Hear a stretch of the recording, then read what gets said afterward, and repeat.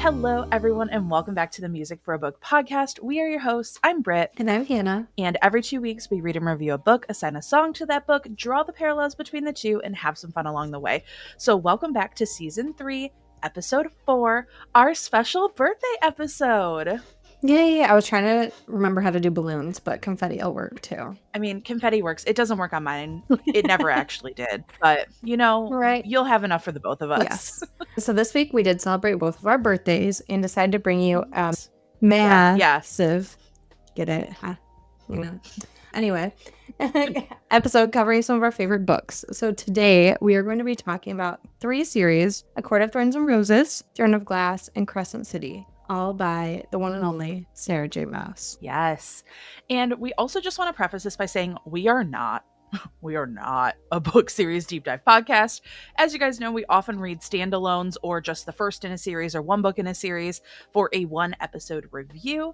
And because there are so many incredible podcasts that can and absolutely do it better than us, we just wanted to reiterate this is going to be high level overview. We're just going to be yapping, chatting, reliving our best, favorite scenes, memories from all of these books, favorite characters, doing some speculation, and playing some fun games. Yes, and if you want to do a deep dive, we recommend that podcasts such as Romantasy Reads Pod, Between Pages and Friends, DT Faye, Fantasy Fangirls. There's so many out there, but those are some of our favorites.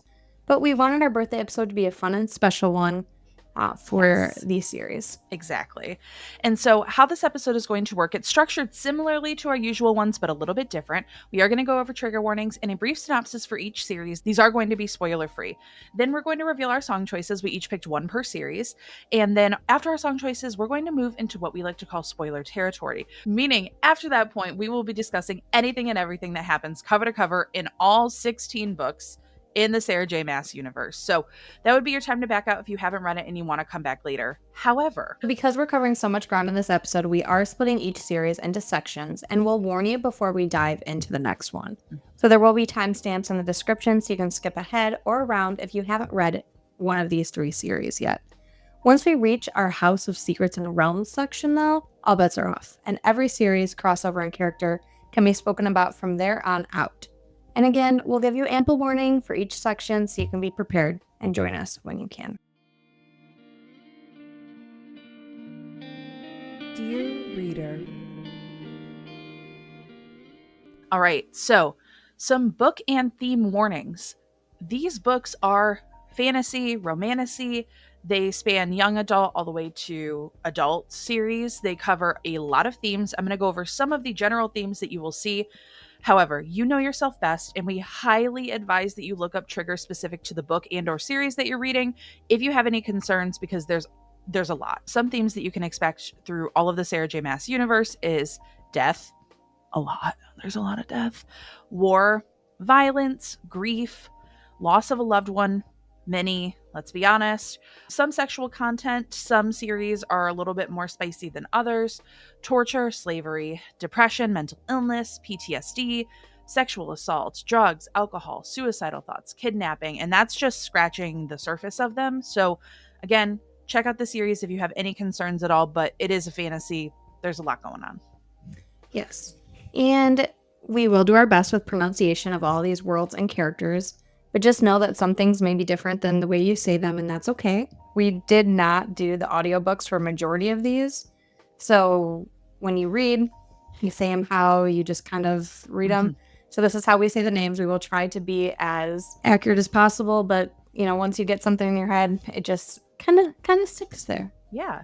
All right. So we're going to start with, spoiler alert, my favorite series of the 3, synopsis-wise. So for ACOTAR, or as you would call it, A Court of Thorns and Roses.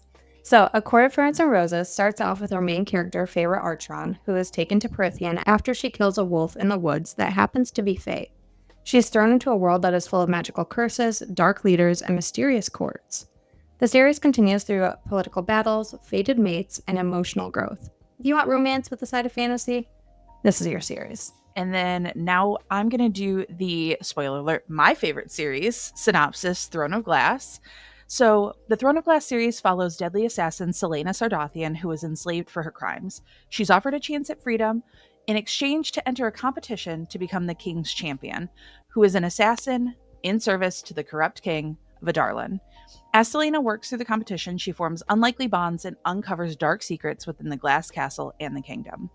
As the series continues, Selena moves beyond Adarlan into an incredible epic adventure filled with magic, lost kingdoms, intense political struggles. The fate of the world rests on the choices that she and her friends make as they face not only human threats, but ancient and supernatural forces. If you want epic fantasy with an undercurrent of romance, this is a YA series, so this is going to be your series. Yes. And last but definitely not least is the Crescent City series. So Crescent City is set in a modern urban fantasy world where humans, angels, shifters, and fae coexist in the city of Zonathion on Midgard. Crescent City follows Bryce Quinlan, a half-human, half-fae life of the party whose life is destroyed in a single night. With the help of Hunt Athalar, infamous fallen angel that Bryce loathes, they work to uncover the mystery of the tragedy and all of the ancient secrets hidden away. With a large cast of characters, as well as world crossovers, this series deals with gods, political corruption, and is laced with action, adventure, human, and heart. If you want an epic fantasy with dense world building that's fun and has a side plot of romance, this would be your series. And we love all three series for very different reasons, so just know. But yeah, now we're going to talk about our song choices. We're just going to go series by series, how we went through. And man, some of these were easy and some of these were hard. I feel like I don't know, but we're going to start with ACOTAR. And I had about 5 songs on here until approximately 17 minutes ago. And I have decided to go with Yellow by Coldplay. Really good song. Yeah. For me, so out of my 3 choices, I was just looking at this. I feel like this is the only one that's really not for the female main character. It's more so like the male character in it. But it's The Night We Met by Lord Huron. Love that. I also, I'm going to throw this out there real quick. I did almost pick Poison Poison by Renee Rapp for one specific female character that's covered in book 5. And if you know, you know. I almost did, but I had to go a different route. All right. Now for Throne of Glass. Okay. I'm going to go on my little tangent here. If you know me, you know that Peace by Taylor Swift is one of my favorite songs of all time. It is my favorite Taylor Swift song of all time. I literally have a Peace tattoo represented on my thigh for the lyric, "I'm a fire and I'll keep your brittle heart warm." And we'll go into that later, but I've been saving it. Hannah knows. I've considered it for so many books, but I've been waiting. But because this is my favorite book series and because I think that it applies so heavily to our main characters, I have picked Peace by Taylor Swift. And I'm sorry for rambling. I just love that song so much. No, it deserves it because you have wanted to pick it so many times, but it just didn't feel right, and this is the time to use it for sure. My song choice for Throne of Glass is Who's Afraid of Little Old Me by Taylor Swift because I remember texting you, I feel like as soon as I heard this song, and I was like, this is so-and-so's song. Like, this is my Throne of Glass song immediately. Yes. Oh, it's so good. It really is like the theme song for sure. And now, Crescent City. If you guys listened, we did a summer mixtape episode with the Romantasy Reads podcast, and we've already chosen 3 songs for the Crescent City series. So this is a 4th song. Yes. So this, I think, was a little bit harder to get to. So I actually took a page out of Hannah's book where she picked Pink Pony Club for Bryce in Crescent City 1. And I picked the song Queen of Broken Hearts by Black Bear. I'm so excited to talk about that one, but it's definitely in the same vein as like a Pink Pony Club sort of vibe that you went with. I love that. Yeah. When we were doing that episode, I was debating on putting this song for Bryce. And so I knew I had to pick it for this one. As soon as I remembered, I was like, yes, this is the one. I picked another Taylor Swift song, and I picked Anti-Hero by Taylor Swift. Love. So good. Those are all of our song choices. So a little bit different than usual. When we do our chats about each series, at the end of that chat, we will be discussing our song choices for that book. So you don't have to worry about trying to skip to the end, hearing spoilers for different series. So we're starting again with A Court of Thorns and Roses. So our first 2 song choices we will be talking about at the end of that, and then Throne of Glass and Crescent City. So everything will be combined into one little section. Yes. All right. This is time. We're diving in. Yep. So if you don't want spoilers for any of the series, pause, come back, read, come back. If you are just looking for a certain series, check the description for the timestamp, skip ahead to that. But we are going to be spoiling a lot of things in these series because you can't talk about the first book without talking about the last book when it comes to these books. Correct. So we are diving into section 1, A Court of Thorns and Roses. Again, warning, if you skip ahead, you're going to hear spoilers about A Court of Thorns and Roses. If you didn't listen to this, that's on you. We're warning you now. We're diving in, and we're not doing a deep dive. We're just talking about it. So you're going to hear everything. Yep. So, welcome to ACOTAR. So, if you're watching this, you may have noticed that we had a minor outfit change. We do have themed shirts for every series. Yes. Welcome. We're a little bit extra, but it's our birthday episode, so we're allowed to be. Yep. So, welcome to A Court of Thorns and Roses. So excited. Beautiful. Mine's... There it is. There it is. All right. There she is. So, before we really dive in... Yeah. I read this book a few years ago, and it's what really got me back into reading. One of my friends was reading it, and I couldn't put it down. So I think that's why it does hold a special place in my heart. So I'm really excited that you finally read it so we could talk about it, because I reference it so much, I feel like, in normal conversation. And now you're... Well, and now we're here. So I was really scared to read ACOTAR. I was very nervous because I was so afraid that I was going to not like it. So I actually started with Throne of Glass, which I feel like not a lot of people do. I feel like most people start with ACOTAR, but I think I needed Throne of Glass to get into it. Mm-hmm. I think I did, because it's just like me. But I loved ACOTAR. I flew through all of the books in, I think it was less than 3 weeks, and I was reading other books for the podcast at the same time. So I was in it. I was in it. Yeah. And I think our impression of the first book, I think, is pretty interesting too, though, because I read it before, I was on that side of TikTok, or really a lot of people were talking about it. There's this girl online that got a tattoo after reading the first book for Tamlin.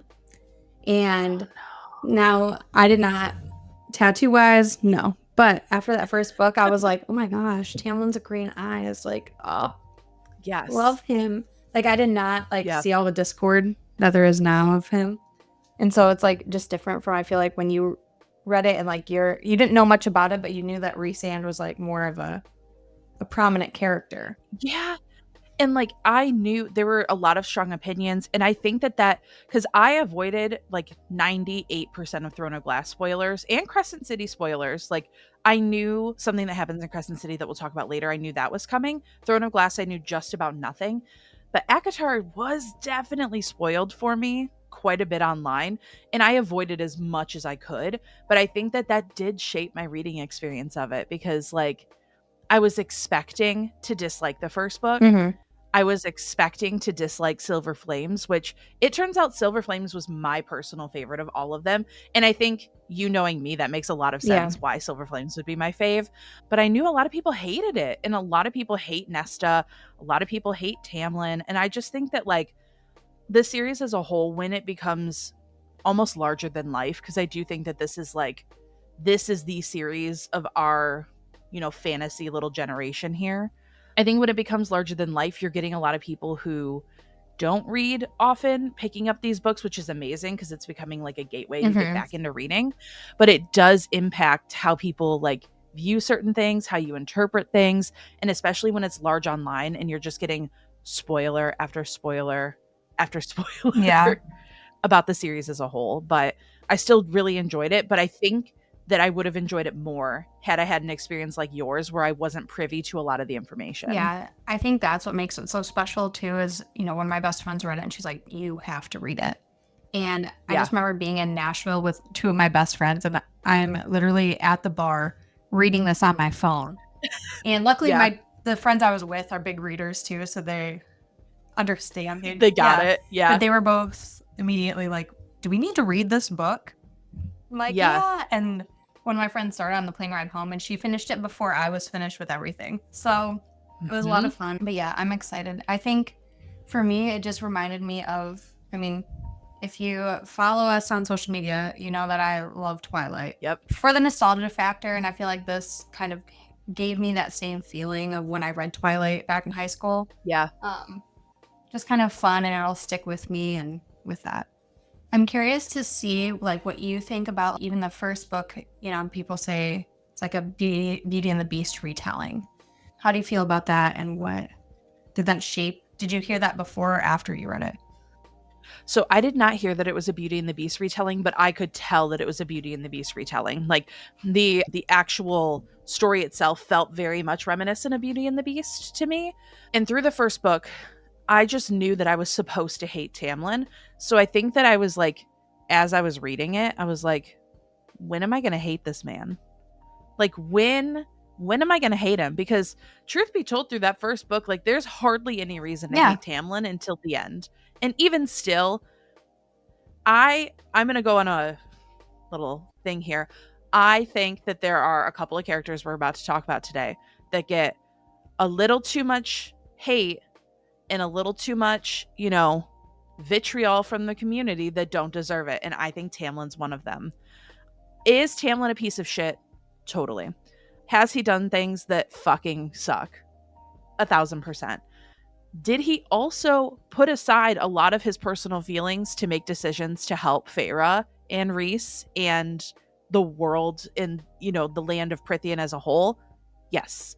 And so, when people are like, Tamlin doesn't deserve redemption, he doesn't deserve a happy ending, part of me's like, dude, I hope Elaine is Tamlin's mate and she just lives with him in the spring court and everything's happy. Yep. Like, that's a part of me that wants that. I don't think that's going to happen. I don't think that that's, a real choice, Yeah. but I don't think that he deserves Yeah, I mean, all of the shit he gets. I think he deserves some of it, like you said. I Yes. definitely think he's up there, and I hate book characters wise, but I do think he deserves the redemption arc for sure. I think we just don't know his story and like his motives behind things, even when, Yeah. one of the big things, right, is when he doesn't allow Feyre to leave the house. I feel like he definitely has reasons for that we just don't know, because ACOTAR is written for 90% of the story in first person from Feyre. So if she hates Tamlin, we hate Tamlin. Like, that's how it's written. Yep. So I think there's a lot to his character that we just don't know. I agree. And I think that, like, that's also why I don't think I connected as deeply with ACOTAR, which I know sounds a little bit backwards because people usually need first person to connect with characters. But in a fantasy, I prefer to have a more limited view inside of someone's head and a more like third person POV, so I can see like the inner workings and happenings of everything that's going on in the story, not just the one person. And so I think that's also why I like Silver Flames better, because I got that like removed view in third person for Nesta and Cassian. But yeah, there's so much that we don't know about Tamlin. There's also so much we don't know about Rhys. I know.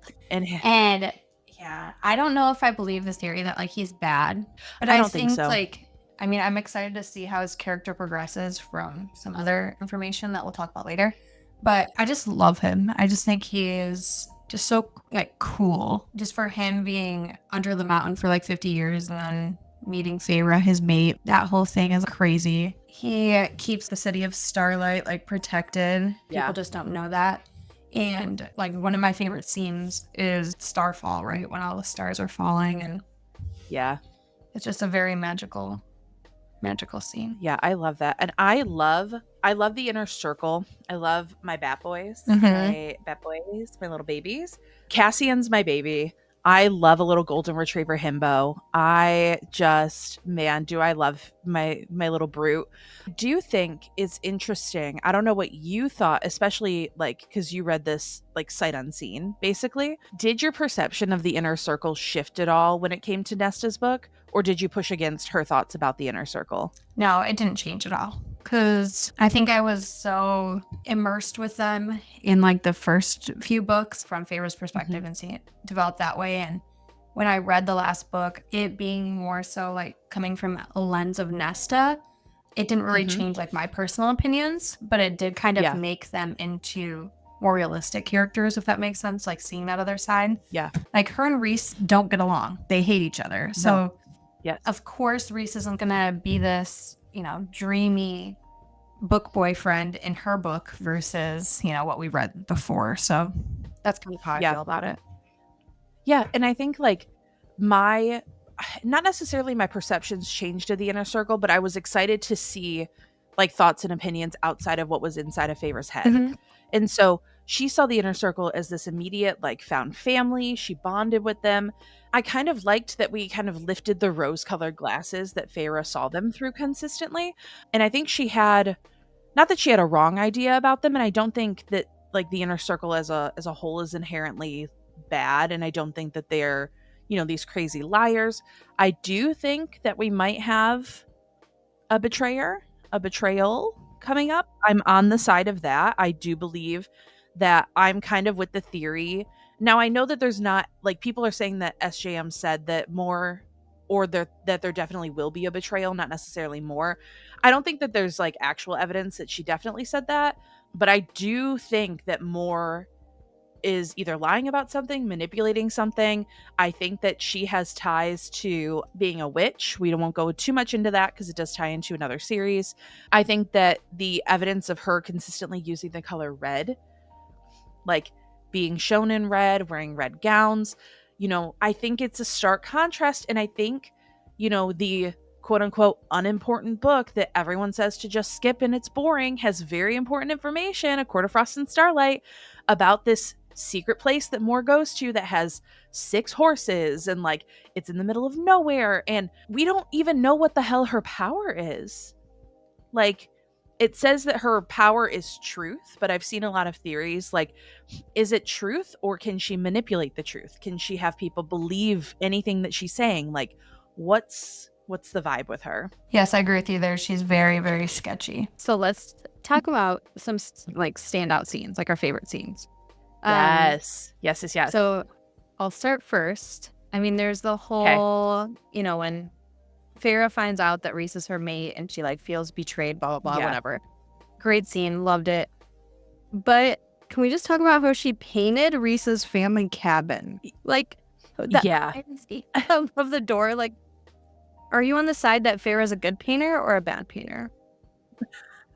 So I think that it's canon that Feyre is a great artist. Like I think that's part of, the lore and the history.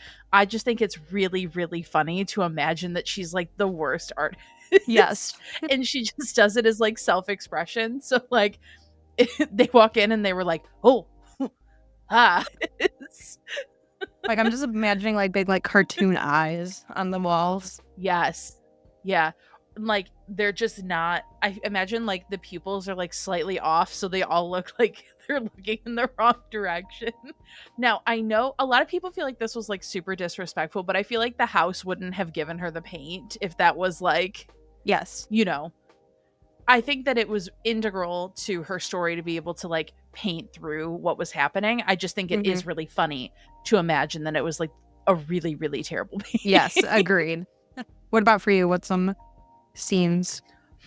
So I have one is the High Lords meeting in ACOTAR. I think that we would be remiss to not mention the High Lords meeting.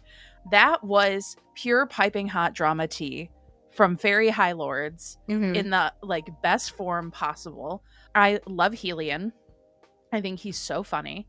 And I love like the interactions that they had. But specifically, I actually got a little upset that Az was the one who stepped in and not Rhys when it came to Tamlin and Feyre. And I understand the thought process there.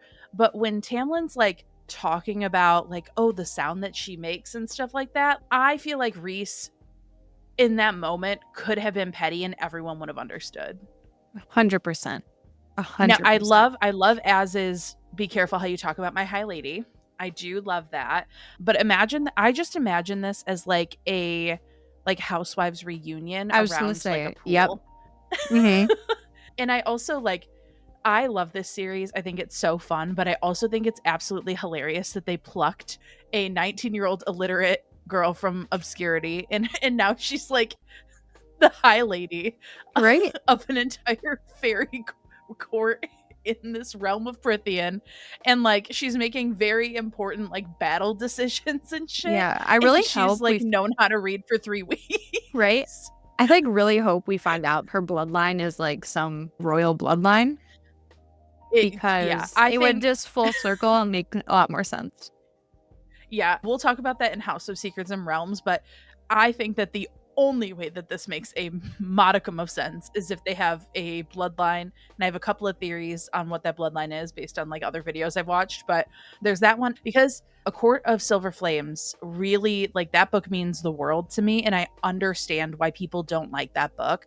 I 100% get it, but I think that Nesta is like one of the truest written responses to like self-loathing and self-hatred and being at like your absolute fucking lowest. And she is, a lot of people internalize their pain and she Mhm. wears it. Like she externalizes everything. And that makes her sometimes a very shit person and sometimes a horrible horrible character to be like in the presence of.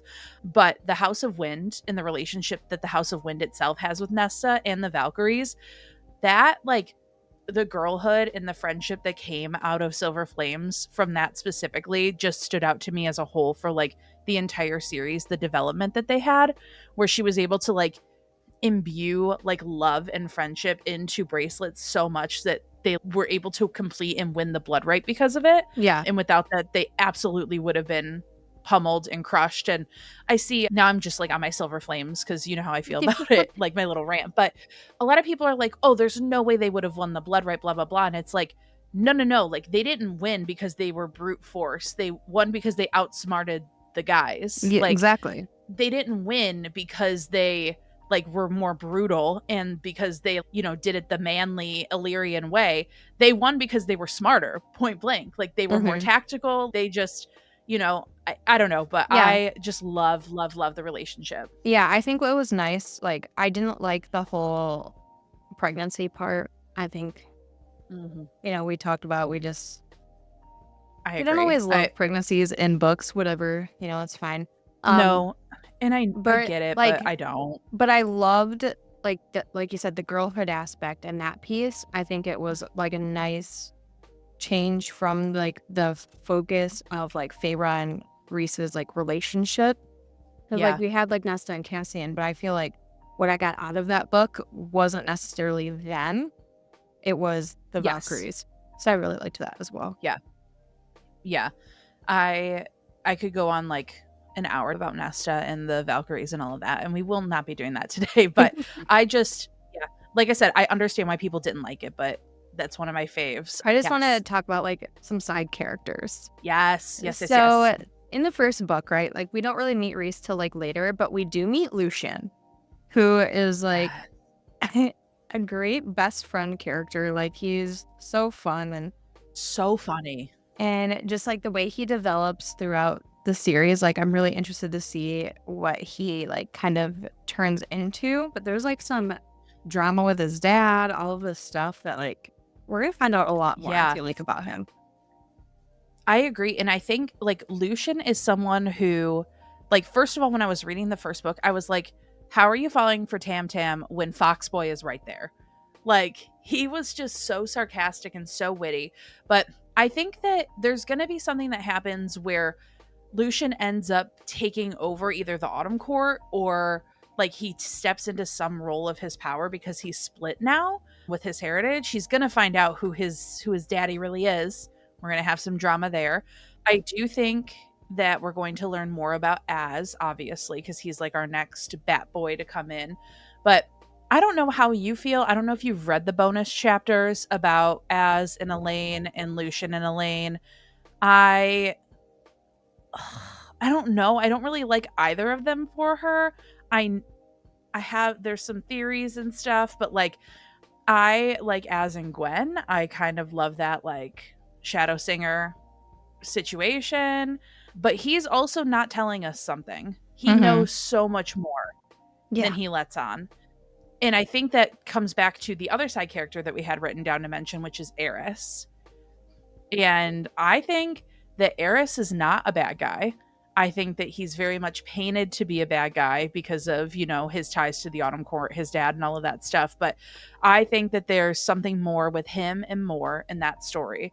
Yeah. And And like, Eris is Az Lucian's knows, brother, which I feel like there's a mhm, lot with that family that we don't know about. there's so much going on. But that kind of takes us into like ACOTAR 6. It's technically book 5 because Frost and Starlight was like A 4.5. Yeah. Yeah. But we know it's very likely going to be Elaine's book.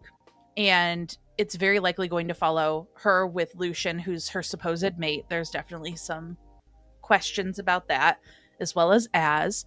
But there was one point that I wanted to make about Elaine, and it was in Silver Flames when Cassian goes on this like rant when they're under the mountain about how Elaine looks so unbelievably washed out and doesn't fit into the Night Court vibes. And like Elaine is always with flowers in the gardens and stuff like that. I just think that I think that we might end up back at the Spring Court. I don't know if Lucian ends up taking over the Spring Court and Elaine goes with him. I don't know what it is, but I also think that a lot of people shit on Nesta, and Elaine is just as complicit in a lot of the stuff. She's just not loud about it. Yeah, I think any of those can happen, but I do feel like Elaine will go somewhere else, and I think it could be even like about the day court. Like I think we could, instead of like going necessarily to Spring, I think we could go to the day court. Yeah, it could be possible. And I also think we have not lost a major character in the ACOTAR series yet. No. So I do now. I know SJM really struggles to kill off like any of her main characters, and honestly, like part of me thanks her for that. I don't need that kind of trauma in my life, Right? But I do think that we're gonna see some fuck shit happen with everything that's going on. We did put in here like a name speculation game for the next ACOTAR book. There's been a lot online. I've seen a lot. So if my idea is not original, it's probably because my subconscious stole it from somewhere on Instagram. So I'm really sorry if this is not an original idea, but I think that it's going to follow, instead of the A Court of Blank and Blank, like the first 3 with Feyre and Rhys, I think it's going to follow the Silver Flames route and go A Court of Blank Blank. I don't know how you feel about that. Yeah, I could see either. I do think we're going to get something either with like another flower in the title. If it's like for Elaine, something with like floral, like some flower or like sun. I think it'll be something. Yep. I was thinking like it's going to be something that sounds better than this, but I was thinking like A Court of Golden Gardens or a cult, like A Court of That's Golden like what I was something. Yep. That's a vibe I was because thinking Nesta too. is silver, and like she has her silver flames. I think that Elaine is more of that gold, that day court, the light outdoors, the bright shining lights. Like I think that we're going to get something golden or warm toned. I think that's going to be kind of the vibe. And I do agree. I think flowers or something like that. A lot of people say like secrets or shadows, but I know that SJM primarily writes books from strong female perspectives, and it's very unlikely that we'll get a title that would be just for someone like Asriel. Especially because like ACOTAR is all, I mean, the first 4 books are from Feyre's perspective, and then we have like a Nesta book. So I don't think we're gonna switch to Az, who is like the third bat boy. Like I love Az, but I don't. Yeah. Like I think we're gonna get more of our little bat boys, and I do think Az is gonna play a part in this. I think this book will also be in third person, like Silver Flames was. I'm curious though, because I think that obviously we're not going to talk about it here, but there was a wrench thrown into a lot of the theories thanks to another series. And so when we get there, we'll chat about it. But I'm interested now to see where she takes the story, because there's a lot that happened. Yes. That I think changed a lot of perspectives. So, but yeah, that's kind of like our overall thoughts about ACOTAR. I know this, like we said, this is high level overview, just like our favorite moments and characters. We're just yapping right now. It's our birthday episode. We're doing whatever the hell we want. We each picked 2 quotes from the series, and then we're going to talk about our song choices. And then from there, we're going to move into our next series, which is going to be Throne of Glass. So the 2 quotes that I picked, my first one was of course from A Court of Silver Flames. And it says, "That's the key, isn't it? To know the darkness will always remain, but how you choose to face it, to handle it, that's the most important part, to not let it consume. To focus upon the good, the things that fill you with wonder." She gestured to the stars zooming past. "The struggle with that darkness is worth it just to see such things." And this was Amren to Nesta. And I think that this, along with the reach out your hand metaphor through all of Silver Flames, was just so well done. Mm-hmm. And then my other favorite quote was the last line of Akamath. And it says, "And so Tamlin unwittingly let the High Lady of the Night Court into the heart of his territory." Yes. Such a good one. Mhm. So my first quote, it's one of, I feel like, the most cliche ones, one that everybody loves, but it's a reason why it's so popular, right? But it's, "To the people who look at the stars and wish, Reese clinked his glass against mine. To the stars who listen and the dreams that are answered." It's From so Court good, of though. Mist and Fury. Yeah, it's literally the best line in the whole series. Anyway, and then my other quote is from one of my favorite scenes too. I didn't bring it up in the scenes because I know I was going to talk about it as one of my quotes, but it's, "A shadow slammed into the earth before us, cracking the ice towards every horizon. Not a shadow, an Illyrian warrior." And it's in A Court of Wings and Ruin. And just that scene, you know, they're like running away, and then all of a sudden, like, Cassie just comes in. "What's up, yo?" Like, I just like, Yes. it's a good part. Love it. It's so good. I vividly remember my like visceral reaction to that scene. Mm-hmm. I have my book and I like actively cheered when that happened. So that was just such a good one. Some great quotes here. Do you have anything else about ACOTAR that you want to touch on before we like talk about our songs and wrap it up? I feel like I could go on and on and on and on and on. And I have to like control myself with this. But Yeah. no, I think I said my piece. But Reese is my book boyfriend forever and always. Sorry, Edward Cullen. Honestly, that's so fair. We love Reese. Yeah, there's a lot of theories. Like you said, we're going to talk more about theories too, because a lot of them overlap with the other worlds. So that's why we didn't go too in depth there. But we're going to talk about our song choices. We're going to go series by series. So I ended up choosing Yellow by Coldplay. I had a lot of songs for ACOTAR. And the reason that I picked this song, well, one, because of like the stars and the metaphor for the stars, but this entire song is just about like reflecting on the things that you do for someone out of the love that you have for them. And I feel like it fits the story of Reese and Feyre just so well. But it just says, "Look at the stars, look how they shine for you and everything you do. Yeah, they were all yellow." And yellow represents just like warmth and positivity and joy and things like that. And then it says, "I came along, I wrote a song for you and all the things you do, and it was called Yellow." But this one specifically, this line is Reese. "So then I took my turn. Oh, what a thing to have done." And it was all yellow. And it's like he waited for the opportune moment to, interrupt the wedding as she's like calling down this bargain bond that they have. And he patiently waited for her to come around, even though he was like super flirty, sending, some of my favorite parts of the series where he was teaching her how to read and write. And he's like, "Rhysand is the most handsome High Lord. Rhysand is the most handsome man in all the land," like stuff like that. But specifically the chorus to "Your skin, oh yeah, your skin and bones turn into something beautiful. You know I love you so." And it's like Feyre came alive when she came to the Night Court, when she was taken to Valaris, when she just was taken out of that scene. And I think in terms of the song, it says "your skin and bones," like as in yours, the one that you own. But I also think that it could be interpreted as "you are skin and bones," when he like rescued her from the spring court. And it says, "I swam across, I jumped across for you. Oh, what a thing to do, because you were all yellow. I drew a line. I drew a line for you. What a thing to do." And it was all yellow. And this is really the inner circle. This is Reese. This is also Feyre too. Like, I swam across, like I left this place to come to you. I crossed lines, I crossed bounds for you, but I drew a line in the sand because of who you are to me. And all of that is worth it. And it goes into just "and for you, I'd bleed myself dry." And I think that goes to, first, the dumbest fuck death suicide bullshit pact that they made with each other. I hate that. Idiots. I hate it. Hate it. But For you, I bleed myself dry. It makes so much sense in the context of this. And it just says, it's true. Look how they shine for you. And at the end, it just says, look at the stars. Look how they shine for you and all the things that you do.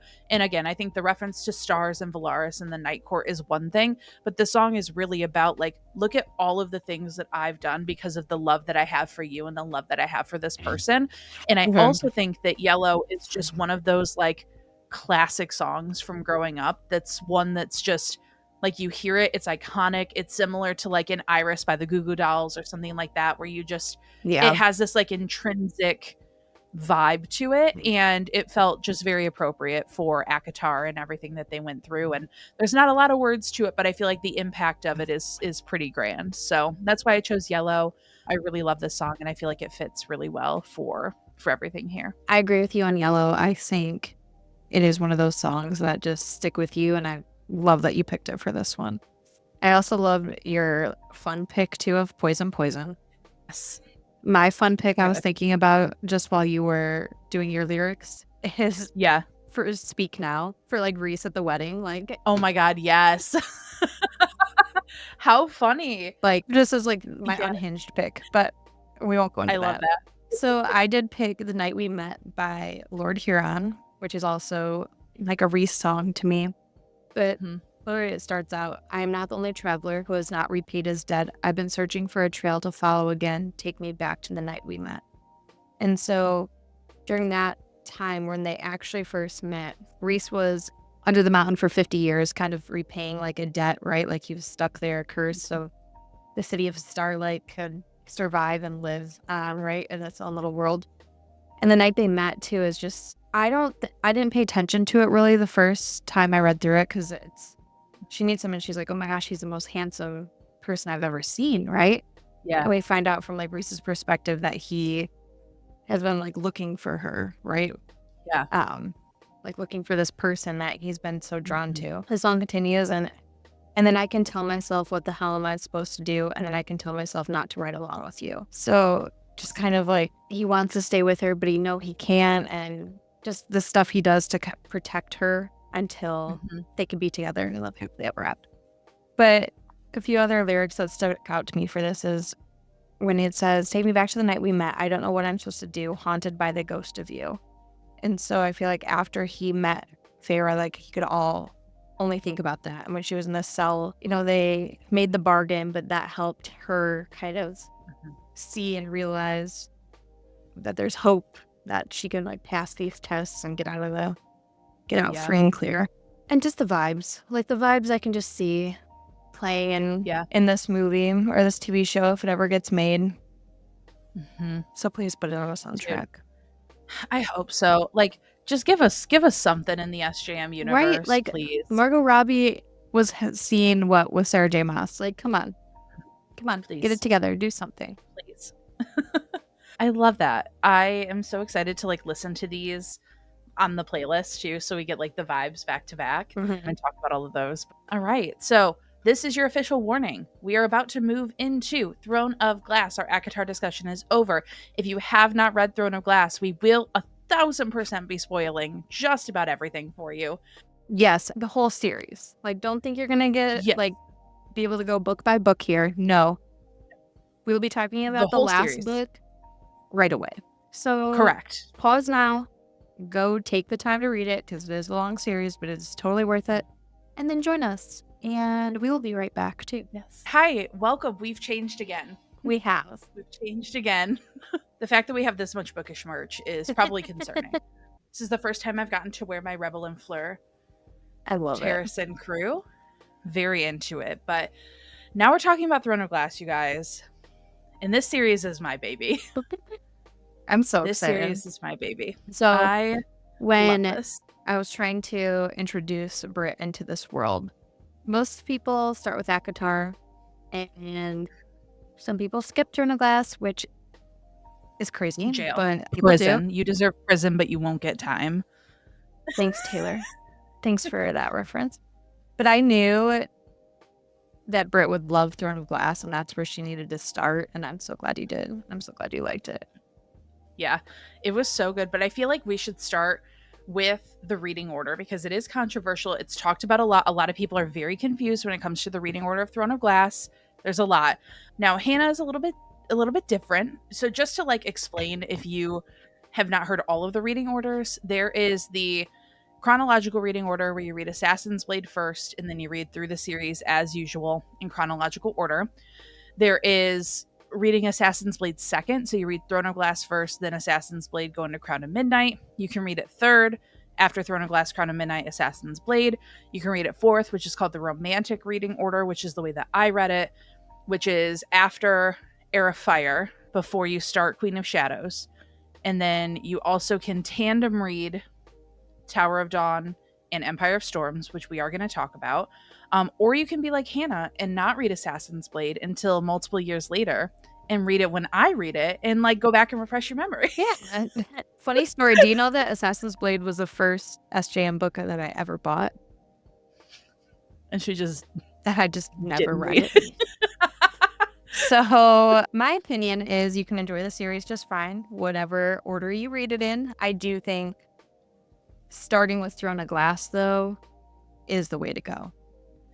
I agree. And I've seen a lot of people online say different, but I feel like I wouldn't have been as interested in the story if I read about these like 5 like mini novellas and like who is this Selena girl? Like what's going on? I loved that when I picked up Throne of Glass, we were in the salt mines in Endovier or Endover, however Endovier, you yeah, I pronounce don't know. what Endovier, whatever it is.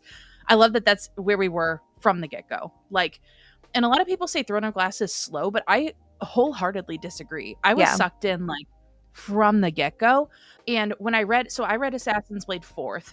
If I were to like campaign for a reading order, personally, after being removed from the series and reading all of the SJM universe now, I would campaign for it to be read third. Okay. I think reading Throne of Glass, Crown of Midnight, Assassin's Blade, and then doing Heir of Fire into Queen of Shadows is the best way to do it. But if you're someone that's like, dude, I want all of my information, I need to know all of the backstory, I want everything all the way up front, then I think first is the way to go. But I prefer to like, I like as things like unfold. Yeah. You know? Yeah, because reading it years later, like I did, I enjoyed Yeah. it. It was fun to kind of go back and read those stories. But Yeah. like you said, I feel like for me, I would have been kind of disinterested. Like, okay, how does this all tie in? Like, I would have forgotten Yeah. about it Yeah. when it actually was important. Totally. And like the reason that I think reading it a little bit later is helpful is because I think that I would have forgotten about all of the nuanced details that happened.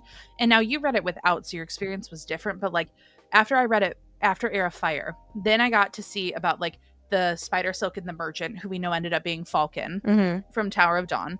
And then we know that we ended up seeing Ansel and the Silent Assassins, Ansel of Briarcliff, and how they came back to rescue them, you know, all of their, you know, called in the favors at the end. We got to see, now I know it's Irene, but Urine is how I pronounced it, because like, why are we using the Y if it's not Urine? Like, I'm confused. So I'm going to say Urine. I'm so sorry. That's just how my brain works on it. But we saw her in Inish, and we saw her like that the world needed more healers, and how that tied all the way back around, and how Urine ended up being the thing that literally defeated Erewhon at the end. Yeah. Like, and I think having that for me, again, I went to the series relatively unspoiled. Like, thank God I didn't know jack shit, which was so beneficial to me. But I personally liked reading it fourth, but I think third is best because Heir of Fire is like, there's so much that happens in it. Yeah. And I think you want to go like straight into that. What I am passionate about is the tandem read. I Yes. had so much fun tandem reading it. And I think Tower of Dawn is such an important book. And I know the argument to read it separate is to absorb it all on its own. Yeah. But I think reading like the timeline is at the same time. So I feel like it's like one giant book together. And I still think it gave the same impact. And so you knew what the characters were all doing at the same time. But yeah, I'm a huge, huge fan of the tandem read. I agree. And especially for like the first go around, I think because this will be a series that I reread. Like, I know that I absolutely will come back to it. And I might not tandem when I reread it just to like, you know, see what the vibes are. But like nothing will beat Nothing will beat the feeling of knowing that not Selena, at this point we're on Aelin. So Yeah. knowing that Aelin and everyone is on their way to Skull's Bay, and you cut back over to Tower of Dawn, and Kale's like, where's the one place in the world that she would never go? Oh my God, Skull's Bay. Send them there. And like, nothing will beat that feeling of going immediately back to Yep. it. Like, the tandem was so, so, so worth it. And also, we're going to step on a soapbox for a quick second. We're going to defend our baby Kale. Yes. We're going to defend him. Guys, he's not that bad. No. He is not that bad. Adian deserves much more hate than Kale. Fucking facts. Do you know what Lorcan did? Lorcan summoned Maeve and got Aelin put into the iron box. But no, Kale.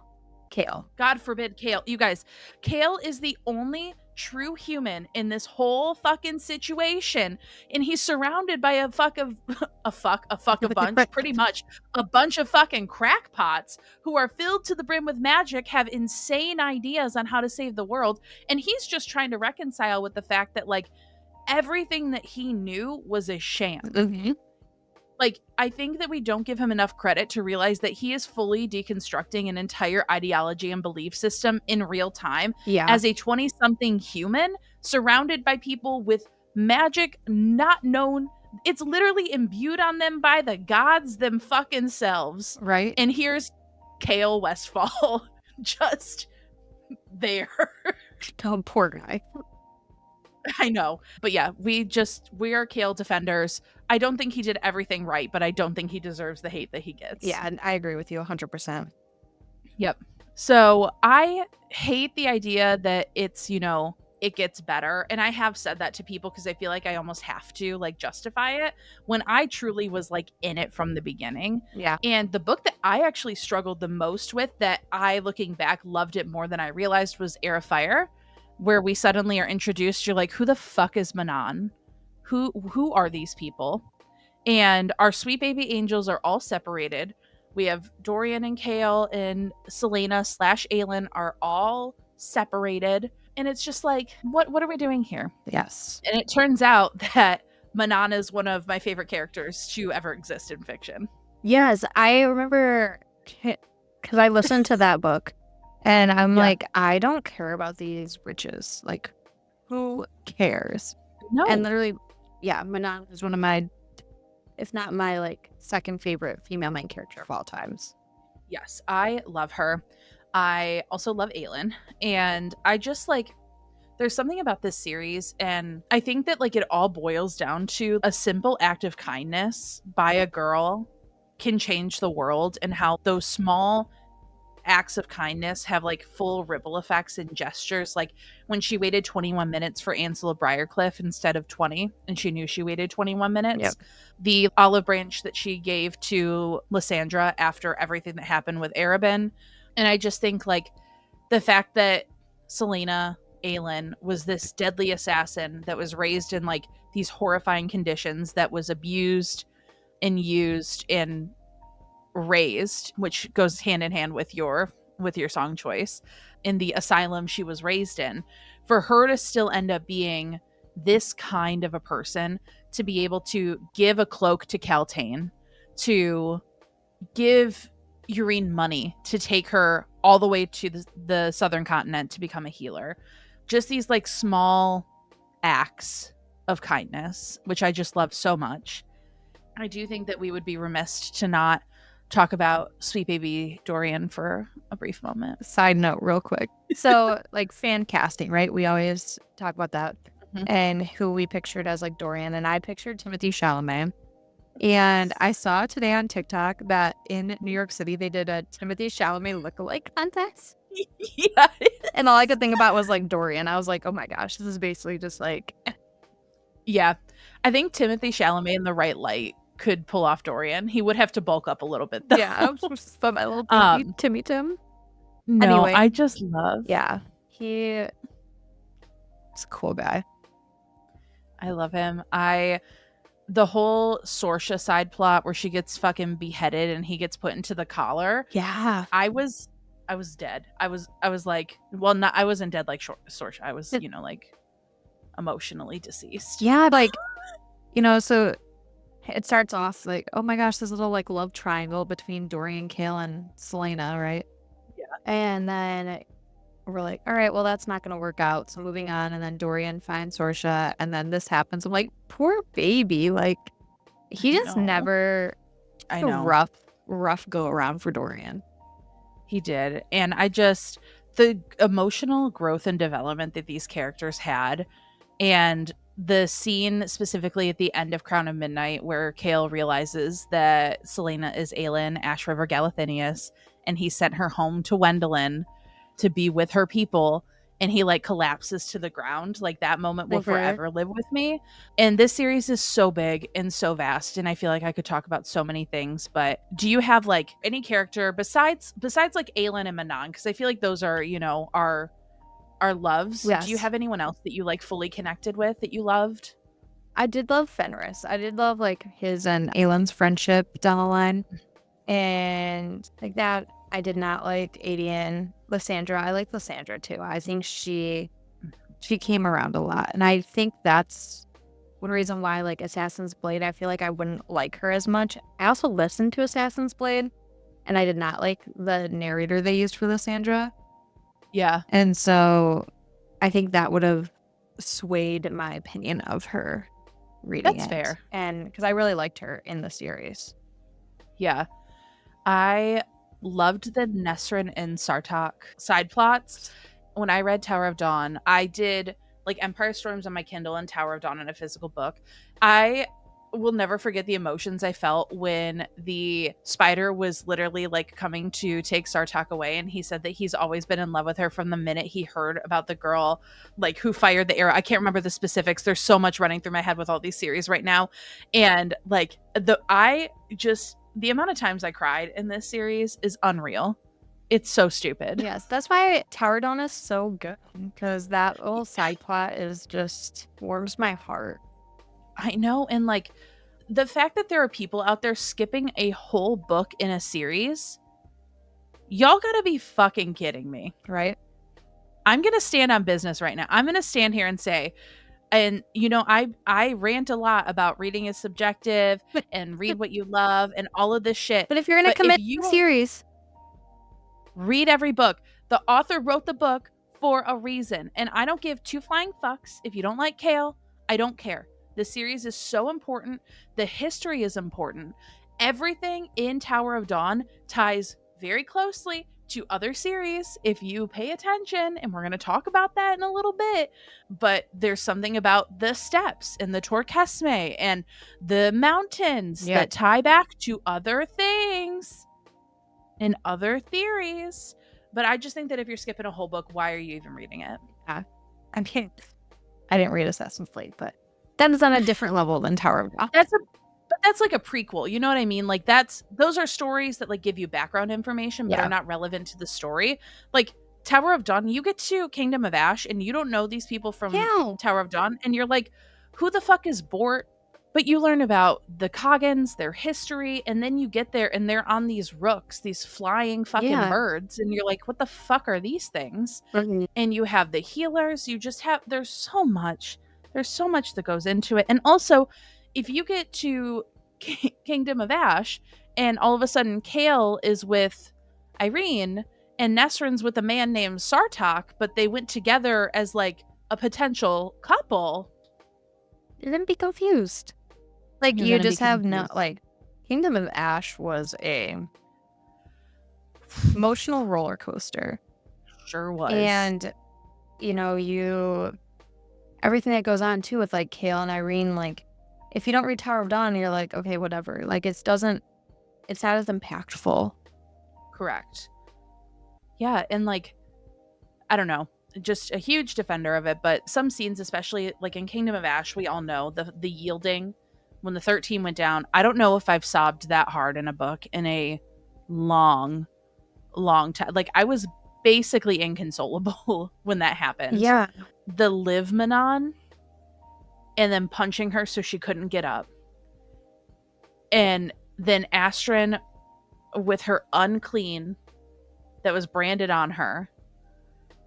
And I'm My literally like baby. gonna cry. I know. And like in their phrase, "We are the 13 from now until darkness claims us," but it wasn't darkness that came out of them, it was light. Mm-hmm. Like, and they had shown Manon love. I'm literally gonna cry. I know.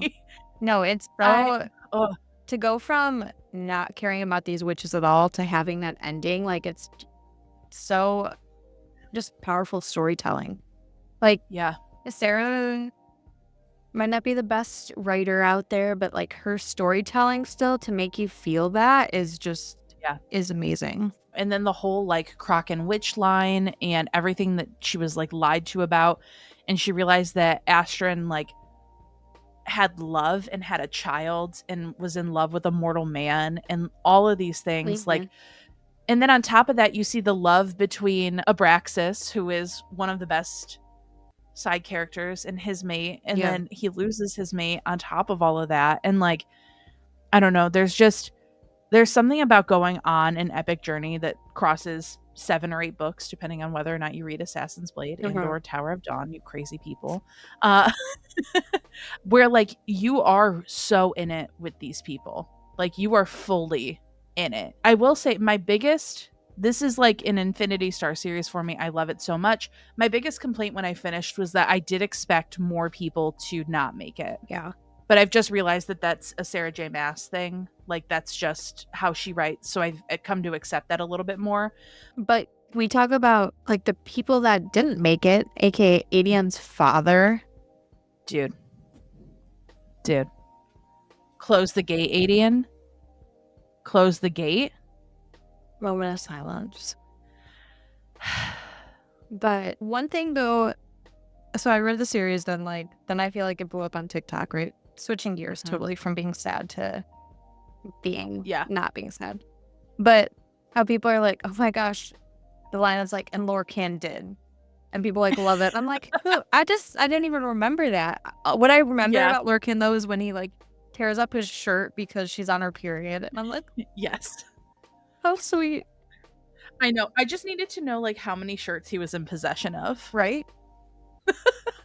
It's fantasy magic. Also, how have we not gotten this far and we have not mentioned Rowan? I know. We barely even talked about Aelin. Like barely. I think it's because like we all know and love Aelin, and I just want to like, shine a light on some of the other side plots and characters. But when Rowan shows up in the alley, and I'm like, I just want to be like, oh yes. Yeah, the Queen of Shadows reunion. Yes, dude. Queen of Shadows is my favorite SJM book. We're going to talk about our rankings later, but you guys get it now. I think Queen of Shadows is a like top tier display of fantasy writing. God, was that so fucking good. And I just love, like, I know people are like, he punched her in the face. How could you get over that? And I'm like, it's Rowan. She needed it. She needed someone too. But then as soon as he, like, when he threatened to whip her and then he saw the scars that she had and like something just shifted. But we also have to remember that he was like absolutely abused by Maeve over the years. Yeah. And his mate was intentionally, well, who he thought was his mate actually wasn't his mate. He was made to believe it. He was manipulated into believing that she was intentionally killed by Maeve. And then he pushed Aelin and him together to like basically confuse him and be like, oh yeah. And Aelin realized that they were mates. There's a scene. We're just going to tie in some of our favorite scenes now. One of my favorite scenes in the entire series is when she saves Manon in Queen of Shadows as they're like having their giant fight and Aelin runs back and saves her. And I think that Aelin knew far before, at least had heavy suspicions that they were mates. No, I love Rowan. I know that a lot of people get upset that, once they get together, he kind of like fades in the background and just is there to like prop her up. But I think that that's like the majority of the men that SJM writes are just like props for the strong women in the series. So I think that that's always just going to be like a theme in it. But I just, to whatever end Fireheart just really, I love it so much. I love them so much. Fireheart. Guys, when I said that I could like prattle on about ACOTAR forever, talk about rattling on about a series forever. I just love this series so, so, so much. And I don't think that it's perfect, but to me, it was like a 6-star read because it just, the way that it made me feel and the way that I still think about these characters every single day. And I finished it back in March. Yep. And Hannah read it years ago and she still thinks about these characters. Like, Yeah. that's just, I don't know, a testament, like you said, to SJM's storytelling. One of my favorite scenes, though, is Mhm. it like early-ish on when Mhm. Manon writes which killer the human is still inside him. And Mhm. I'm like, yes, okay. Like, no, Yeah, because that was a there's, Queen of Shadows moment. yeah, because there's so many storylines, right, that feel so separate, but then once they start intertwining and, you know, like you said, Manon or Aelin saves Manon, and like this is one of her ways to kind of help repay that life debt, right? Yep. And just remember like that, I was like, okay, cool. Like, Yeah. we're gonna get there. We're gonna get there. Yes. And I think, yeah, the theme of like paying back a life debt, to owe someone, to do someone a favor for them to return it. And after all of the shit that like Arabin put her through, Definitely. I know people wanted like a bloodier Arabin death, but I think that Lysandra killing him in his sleep was like what he deserved. Yes. Like, he didn't deserve a fight. He deserved to just fucking be done. Yep. And to die. And what I also love about the series was the whole series is written in third person. Mm-hmm. And so I love that we can get those like removed POVs so we can see a little bit of everything. And I also love that because we got to be hidden from a lot of Aylin's plans until they were revealed to someone else. Yeah, I think that was my favorite part because I'll talk about it more when I like with my song choice and everything. Yeah. But Yep. I love that it was in third person because we were just as surprised with Aylin's plans, or even if we got like a glimpse of it, like the other characters didn't know, so they would continue on with like their idea of a plan. So it was just a lot of fun. No, there's so much, so much about this. And that's why there are deep dive podcasts that take, you know, Yeah. each book takes They them do the Lord's work. dozens of hours. And like, because there's so much here and there's so much that you can connect. There was one other scene, at least one other, that I just wanted to mention briefly. Well, actually, two. I mean, I'm going to have to cut myself off eventually. But the first one is in Empire Storms in Skulls Bay, where Aelin meets Rolf again. And she's like plucking the jewels and she's flirting with Rowan. And she's like, I don't know, but I would like to. And he's like, get out of my desk. And it's just like it's a whole thing, which is also a huge foreshadow for their master plan that I surely did not pick up on until it was there. And a lot of people are like, you know, Aelin did terrible plans. Like, if you're going to be mad at Rhys, you need to be mad at Aelin and all this stuff. And I don't like, what I think is interesting is like, Aelin was never anything but morally gray. She did anything that she could for the greater good and what she thought would bring a better world or retribution or justice. Whether or not those actions were right or wrong did not matter to her if she thought that it was taking her on the path for better. Yep. Like, even the girl was going to sacrifice herself at the end. Like, her and Dorian, you know, are in the little other realm, like, ready to both sacrifice. And she's like, goodbye. I knew she was going to fucking do that. Yep. I fucking knew it. And I was screaming as it was happening. Can we talk about, too, how the real villain of the story is Elena? I know. Shit. Dude. Elena is the fucking villain. Like, she sucks. Like, Elena sucks. The king of, oh my god, fuck. When Dorian finds out that his dad, the only thing that he could remember after he had been taken over by the Valg was that his name was Dorian and gave it to him. Yeah. Excuse the fuck out of me, Sarah. Every time I think, I'm just like, and then we didn't even talk about the fucking Valg and Caltaine and like the breeding they were doing with the witches. Like, there's just, guys, obviously if you're here, you've read the series. If you haven't read the series and we're yapping and you're confused, why did you pass go? We told you to not collect $200. Yeah. Like, when we said that we were going to do this birthday episode, I knew that we would be yappers, but every time I just think about something, I'm like, oh, I have more to talk about Throne of Glass. So we're just gonna pause there. No, I have to mention one more thing. I'm so sorry. What? Can we talk about Lorcan being in the circus? What a random side plot. Like, what a random side quest. Like she has a whole word key And he's just fucking juggling. This 7-foot tall brute is just juggling for entertainment. No, allll is an icon. I love her. Yes. She is an icon. Okay, now I'm done. I'm sorry. I had to talk about the circus. No, that's a good one. All right, let's hear. You already said some of your favorite quotes, but what are some of your favorites? I sure did. I'm gonna read. Well, the top 2, because the other 3 I basically did say. Yeah. Great. My first one is from Rowan, obviously. I love you. There is no limit to what I can give you, no time I need. Even when this world is a forgotten whisper of dust between the stars, I will love you. And I'm pretty sure that is from Empire of Storms, chapter 38. Very specific. I didn't even write that down, and I'm fairly confident it's from that general vicinity, because I definitely started chapter 38 on the tandem read when it finally happened. On the beach of all places. Way to go, Aelin and Rowan. Congratulations. And my next one is, it's kind of cliche because it's similar to the ACOTAR one, but I think it is my favorite quote. And it's, you could rattle the stars, you could do anything if only you dared, and deep down you know it too. And that's what scares you the most. 100%. I love that one. So good. So my favorite quote, well, I feel like these two kind of go hand in hand.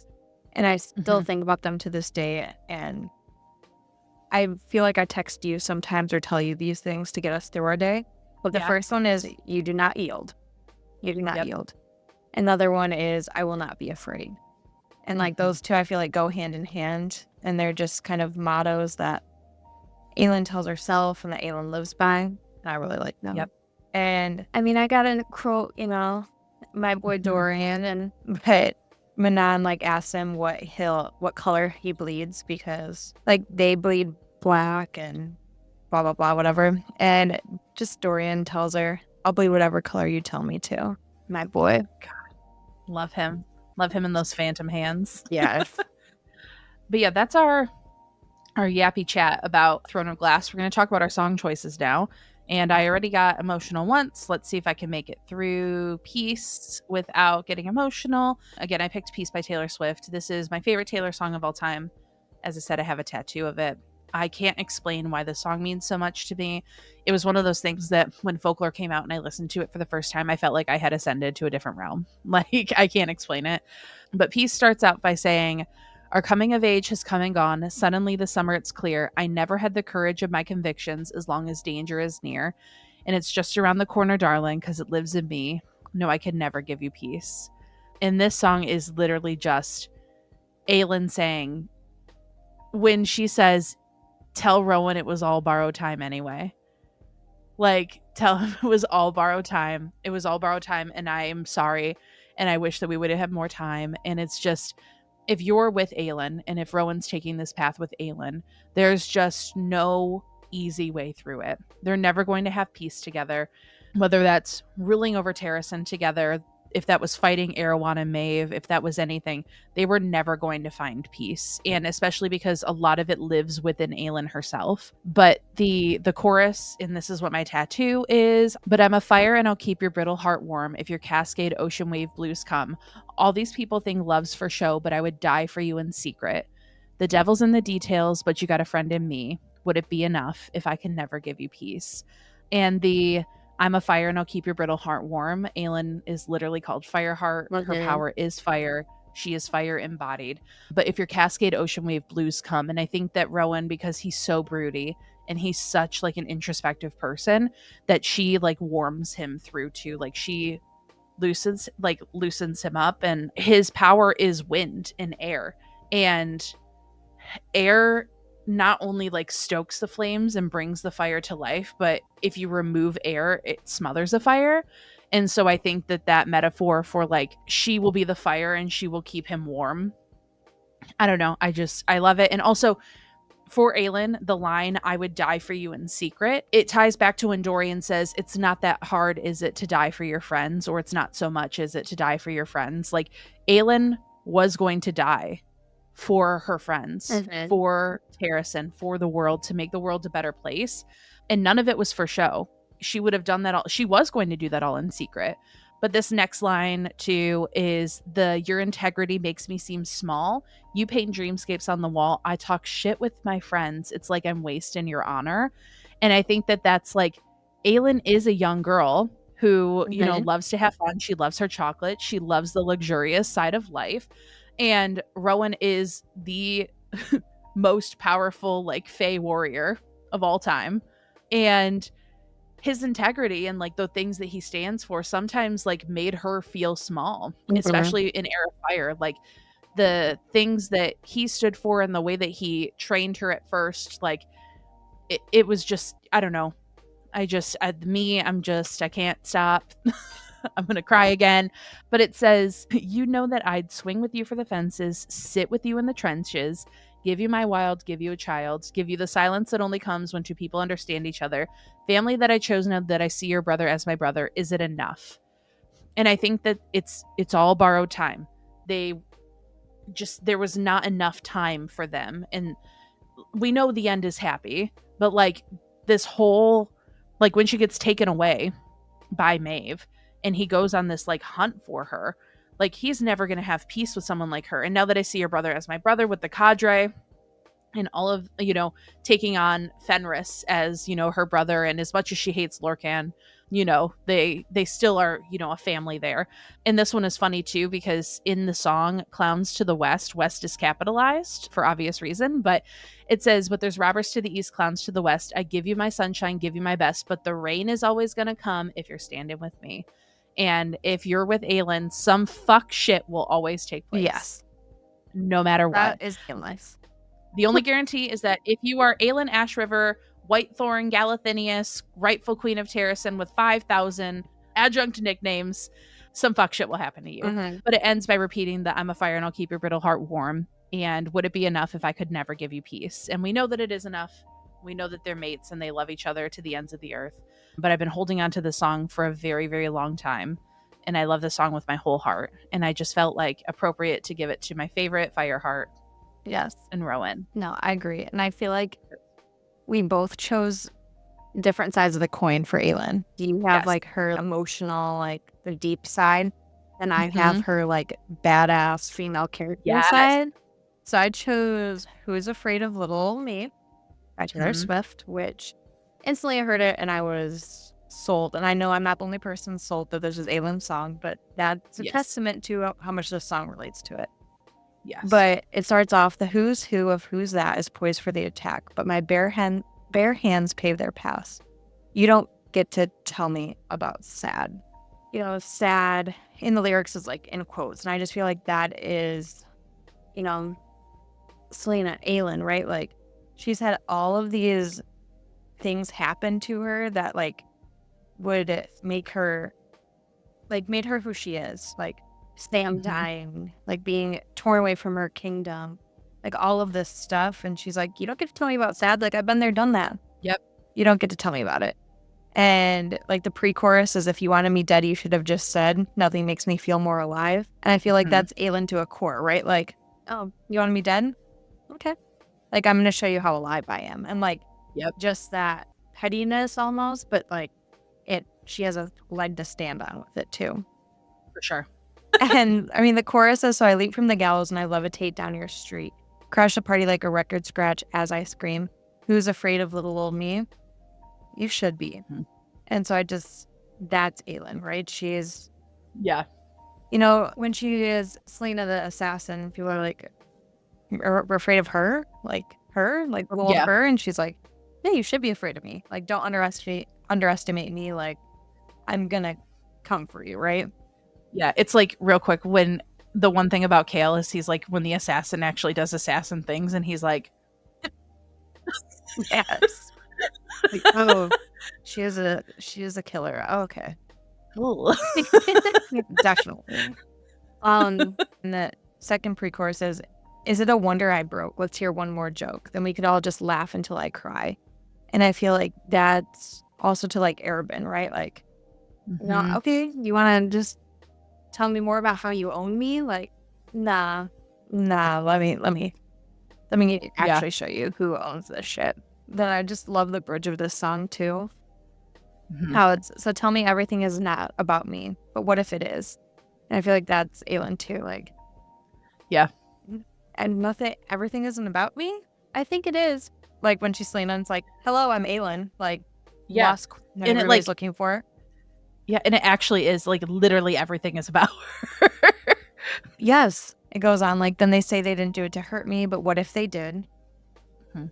And this next line, I think, is really the female characters in it. So not just Aelin, but like Manon, Lysandra, Kaltane, like just like all of them, right? Like, I want to snarl and show you just how disturbed this has made me, and just Yep. how they are like formed from all of these bad things that happened to them. And they're like, nope, we're not backing down. Like, we're going to show you our Yeah. teeth and we're going to go for it. Mhm. And then you wouldn't last an hour in the asylum where they raised me. Just going back to like Aelin and growing up in like being so young and in the Assassins Guild, going to the salt mines, like all of this stuff, I feel like just really formed who she was. And I don't think a lot of people would have survived with that. No. The line too, that's like, I'm always drunk on my own tears. Isn't that what they all said? And I feel like that's, you know, when she goes to Wendelin, she's just like, well, I don't know what I'm doing. And he's throwing Mhm. and just, she kind of believes that maybe she isn't in the right spot. And then Yeah. she gets, you know, that punch in the face, and she Mhm. realizes, oh shit, I need to get my shit together. And then the chorus happens again, and the outro just like, you caged me and then you called me crazy. I am what I am because you trained me. Mhm. And it just ends with, who's afraid of little old me? And I just feel like that is Aelin's song. That is 1,000% Aelin song. And I think, you know, Manon a little bit in there too, but that is Aelin, like Yep.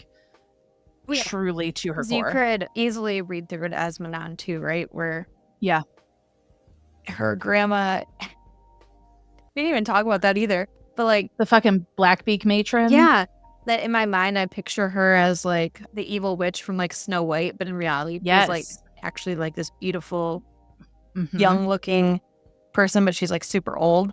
But people definitely underestimate Manon, and but she's like, nah, you should be afraid of little old me. Like, Yep. I'm coming for you. Like, don't count me out. So Exactly. definitely for the girls, this song.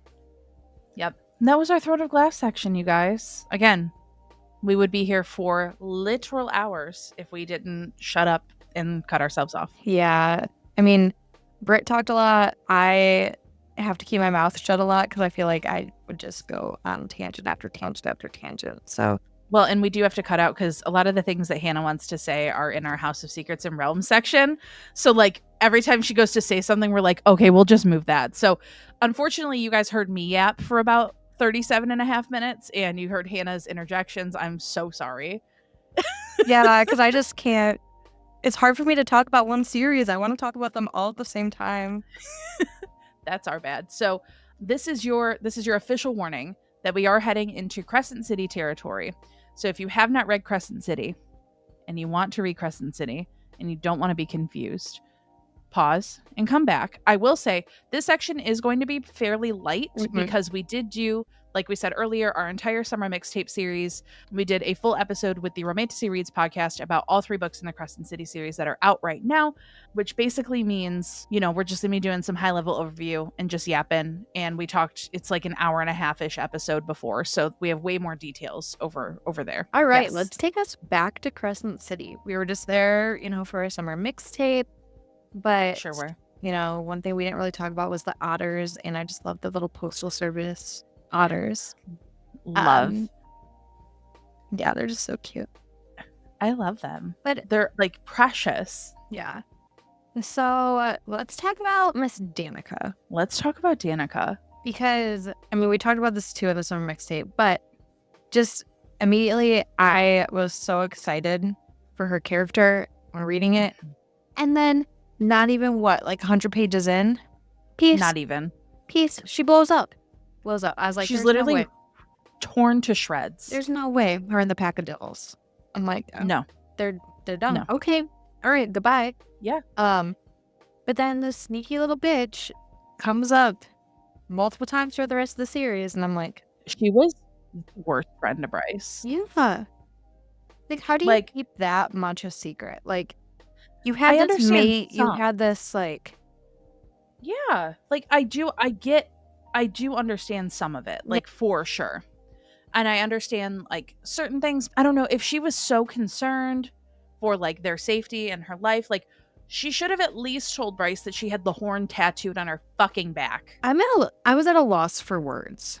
I'm like, why would you grind up this like big artifact that's gonna help save everybody and tattoo it on your party girl best friend in hopes that she'll understand what it's gonna be used for? Dude, I actually can't. I can't handle that. I understand where Danica was coming from and like the things that she did, and the things that she was hiding. But I don't know, for her to be this like mastermind, and I know that was one of your songs originally behind everything, and Bryce still was living for Danica even through the end of it Yeah.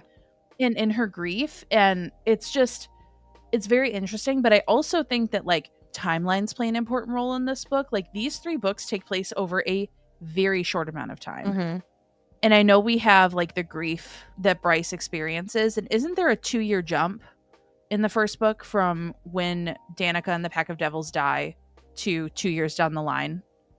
I think so. I know there's a time jump. Yeah. Yeah, it is. I'm pretty sure it's 2 years, if I'm not mistaken.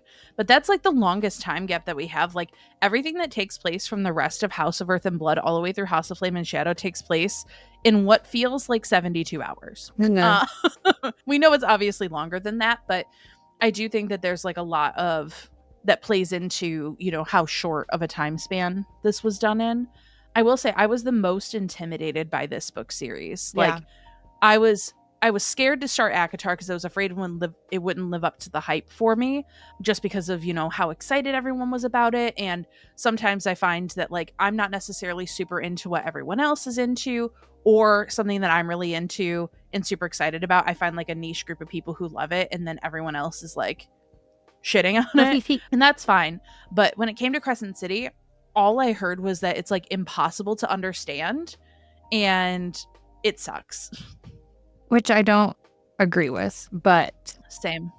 yeah, I don't know. It was different after reading so much, old-timey-ish, fantasy, and this is more modern with cell phones and live streaming and basically Facebook and all this stuff. Yeah. But I had a lot of fun with it. I think it's a different series than the other two that she wrote. Yeah. But I was definitely intimidated because I read it on my Kindle, and when I saw how big the book was, Yeah. like at the bookstore, I was like, holy shit, like that's what I just read. It's one of those things that's like, I think that it needs the right person, right? I don't necessarily think that any of her 3 series are all that similar. Like she's the same author, so like Yeah. the writing styles and some of the techniques and things that she uses, but like I think that there is a world where someone likes one of the series and not the other 2. Yep. And it could be one of the 3. For me, I think Crescent City is severely criminally underrated. I think that a lot of people take it too seriously. It's meant to be funny. Mm-hmm. Like, I don't know if people realize you are supposed to laugh at it. I know it seems a little like over the top. Everyone's like, she calls him an alpha hole one more time. And I'm like, guys, like it is supposed to be like minorly satirical in that regard. Mhm. Like, I know it is a serious series, but I don't know. I also think Hunt is criminally underrated on the SJM ban list. I could take or leave him. Rune has Listen. my heart from the Oh, I series, love so Rune. I love Rune, but I'm just saying that broody Hunt in a backwards baseball cap. you can. I'm telling you. But also, I like Rowan a lot, so I feel like that makes sense. Yeah, like the 2 broody males. Yeah, here I am, like Reese and Rune.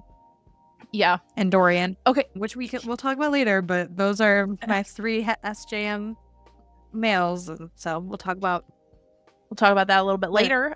I also love like frat boy Rune and like with Declan and Tristan. Like I love their little like frat house. Like that's just how I picture it. And so 100%. Just a lot of fun. But the one character I could do without is Therian, and I really hope the next book is not about him. Dude. But the one that's left is House of Many Waters, so we will it can't be all about Therian though. It can't. There's no way. If you're gonna give me a whole book about Therian and the Sunball Captain, I can't do it. No. I will say Ethan did by the end. He grew on me a little bit. Yeah. And I never disliked Ethan, but at some point I was like, guys, get it together. Get your shit together. There's this series, I definitely have some qualms with some of it, and we do talk about that quite a bit in the mixtape episode. But overall, it's just fun. And for me, like the murder mystery of it all for the first book, I think like intrigued me so much. I love Bryce as an FMC. I love how sassy she is. And I know by the third book, everyone's like, this is not my Bryce. This is not this is not that. I kind of disagree. I think that some of her actions and behaviors were questionable in the way that it was written. Bryce, I just feel like like you said, we only know like a short period of Bryce too. So where it might feel dramatic to some people, the difference from book 1 to 3 Bryce, I feel like there's just a lot of her that we don't know or haven't explored and seen her in different situations. And like, I know she was mean to Hunt, and I know that there was like a whole, thing in House of Flame and Shadow. I don't know. She had this like info dump happen when she was with Nesta and Asriel, and like that info dump I feel like changed, like through the caves and everything, changed the way that she saw like the entire world. So I think coming back with her worldview being entirely altered, and then knowing that Hunt and Rune and Baxian were all in captivity, and they were being tortured and tormented, I think that like really fucked up her psyche. Yeah. And I think that shaped how she like made decisions moving forward, because she did start acting a little bit more like allll and a little bit less like Bryce. Yeah. Like I said, I don't think House of Flame and Shadow was perfect by any stretch of the imagination. There definitely were some questionable things, but I don't think she was so entirely out of character like everyone thought she was. Yeah. And I think too, because this is something that we talked about, I think that this series suffered from the excitement of the crossover. I think a lot of people put a lot of weight on what we were going to get from the crossover, and when we didn't get Rhys, and we didn't get Feyre, and we didn't get a lot of Cassian and like our beloved ones, and we got Nesta and Asriel, I think people were like really upset. Yes. Because I read these books back to back. Like I read them all. I did the audiobooks for all of them, and I did them all within like a month.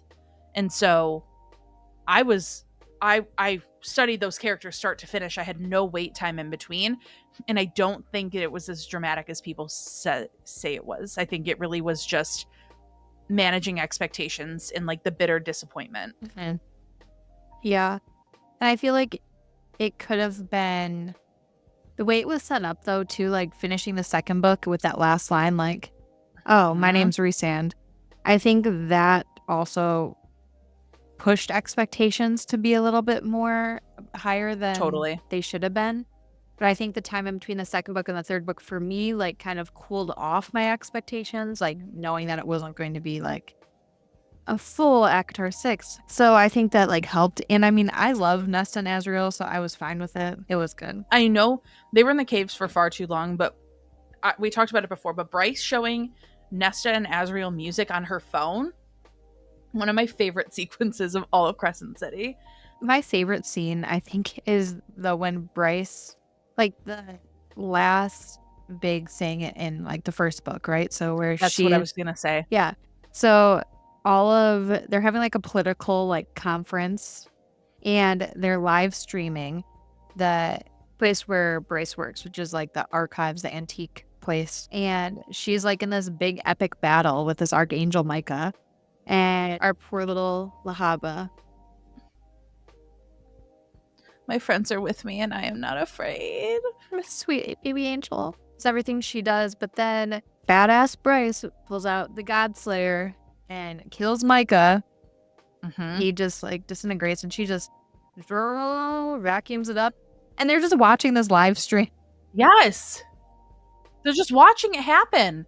And like, there's so much to, and so right after that sequence, the entire sequence of Bryce making the drop with Danica, like walking her through that sequence this is something that I've said too, I think both on and off the podcast, but I think that Crescent City is far and beyond her most cinematic experience. Listening to this happen, and I didn't even do the graphic audio, I just did the original audio. I didn't even realize that there was, the graphic audio Yeah. for this one. When she was doing that drop, I had like full chills. I was in tears the entire time. Like when she's like, light it up, bitch. And I'm like, yeah, bitch, light it up. Like, let's go. Let's do this. There was something so inherently like beautiful about that entire Mm-hmm. sequence that we have. I just love it so much. I think it's so fun. And I think that with this one, I do feel like the scenes, rather than, in the other books, I feel like over the course of the three, they kind of bleed together. Yeah. Because in the other ones, I feel like we have at least like there's different locations, there's new characters and stuff.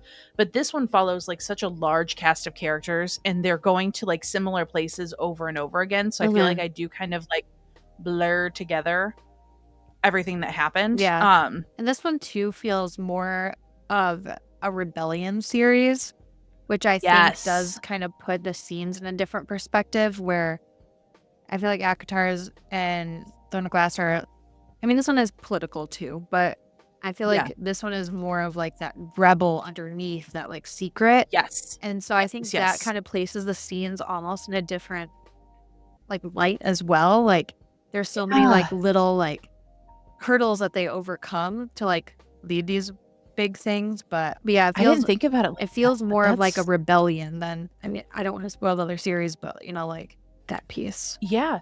No, because everything has a political undertone. Because when you have fantasy and you have, political happenings and stuff. But like, you're right. This is a rebellious series. Like this is a, adult version of like what we got in like a Divergent and like a Hunger Game. Like with like the secret society, like the with Cormac, Vidia, like all of them being so like the whole Rebel Alliance, the Ophian, right? Like the how there's just so many people that are in that and trying to like overcome the Asterion. It's just it's a cool series that it's very fantasy, but this one feels more of like just like Divergent, that secret society that's trying to overthrow everything instead of like a lost princess type of deal. Yes.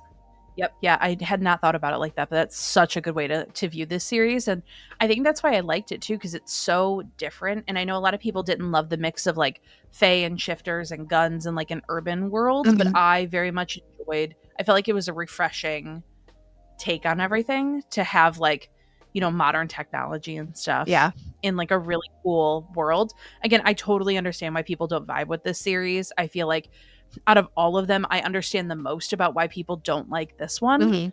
But I really didn't find the world building to be as dense as I was afraid No, of. I think for me, it was just trying to remember. I still struggle with it. Trying to remember like the 4 houses and who falls into what and like that piece. I don't think like the world building itself was difficult, but I think just kind of tying back to, okay, this is the house of what, this is who does this is in charge. But I don't think that's necessarily against the world building. I think that's just me not paying attention and reading on my Kindle and not being able to go back to the cheat sheet over and over again. That's so fair. I do want to quickly mention Apollyon, the Prince of the Pit, and everything to do with like hell and like the demons and stuff there. I thought that was such an interesting subplot. Yeah. And our boy, I say it wrong. I say Adius, but it's Ados. Or Adis is how it was said in the audiobook, I'm pretty sure. Adis. Yeah, our Prince of Hell. I think that like the way that the demons were done and the way that hell was handled was so cool. I do have some qualms about Hunt being a demon test tube baby. Yeah. Do have some issues that I take with that, because he was basically like brewed Frankensteined into like an almighty powerful being just to be with Bryce, so they could like take over. I don't know. That's where like again, House of Flame and Shadow, I have some issues with how some of the things were handled. But overall, like we said, we have a full episode where we do like Melina from the Romantasy Reads podcast did like a really cool immersive summary of all 3 books. And it was so fun to like watch it come together. And we yap about like a bunch of theories and stuff like that. So you guys can hop over if you want more Crescent City stuff. We didn't want to spend too much time on it since we already have that, but I think we're going to talk about our quotes and our songs for Crescent City. And then from there, we're going to move into big crossover spoiler territory. So, my quotes here I have that's the point of it, Bryce, of life. To live, to love, knowing that it might all vanish tomorrow. It makes everything that much more precious. And I love you. I fell in love with you in the depths of my soul, and it's my soul that will find yours again in the next life. Great quotes. One of mine is a world where people loved and valued books and learning so much that they were willing to die for them. Can you imagine what such a civilization was like? And we didn't talk about this time, but just how Jessica literally saved all these books in her archive and just reading in general, right? We're reading podcasts. We love reading. So that quote just kind of stuck with me that, I wish the world, even that we lived in now, right, valued libraries and that knowledge piece as much as we could be. And then with all the series, I love the little just cliche snippet line, but this one is just through love, all is possible. Love it. All right. So we're going to do our fourth song choice of Crescent City. If you guys didn't catch it earlier, we have each picked 3 songs previously for Crescent City. So my previous songs were Electric Touch by Taylor Swift and Fall Out Boy, I Know Places by Taylor Swift, and then what I actually think is the true battle song of Crescent City, Blood in the Water, the King Cavalier remix by Grandson. That song is Crescent City and the fight scenes with the Asteri. So those were the 3 that I picked before. And my fourth one today is we're throwing it back to when we did a Pink Pony Club moment for Bryce with Hannah's song. And I picked Queen of Broken Hearts by Black Bear. This song is lyrically about Bryce, but the vibes are also Bryce. So it starts off by saying, I'm the queen of broken hearts, break you in 1,000 parts, used to be a shooting star, when did I become so dark? And that's literally Bryce. Bryce is she's the queen of I can do it with a broken heart. She's also Who's Afraid of Little Old Me. She's, fits into that mold, Who's Afraid of Party Girl Bryce Quinlan. But also she is starborn, and we find that out throughout the series. And so used to be a shooting star, when did I become so dark? We do tap into so much of her dark side where she slays an archangel. She just fucking kills people because she's get the fuck out of my way. What are you doing? She has secret plans. She does all of this stuff.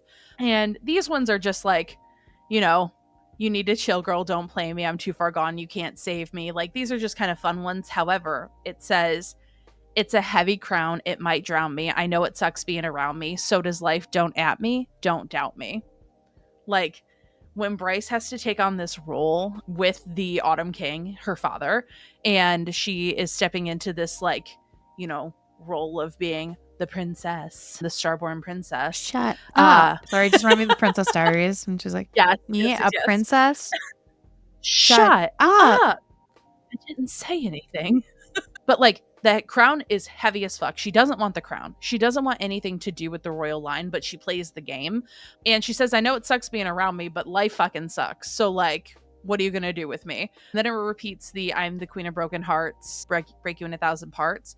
But then it switches to, I'm the queen of broken hearts, left you with 1,000 scars, used to be a shooting star, when did I become so dark? So the left you with 1,000 scars, this girl will maim you, break you, tear you down to find the answers, to find what's right, to serve justice. And like Hannah said, in this very rebellious kind of way, especially because she's thought of as just this absolute vapid, no good party girl who doesn't give a fuck about anyone but herself. It says, block my posts and my story. I'm sorry, I can be annoying. I go ghost without warning. Material girl, you can't afford me. This conversation got so boring. You're in the past, you're yesterday morning.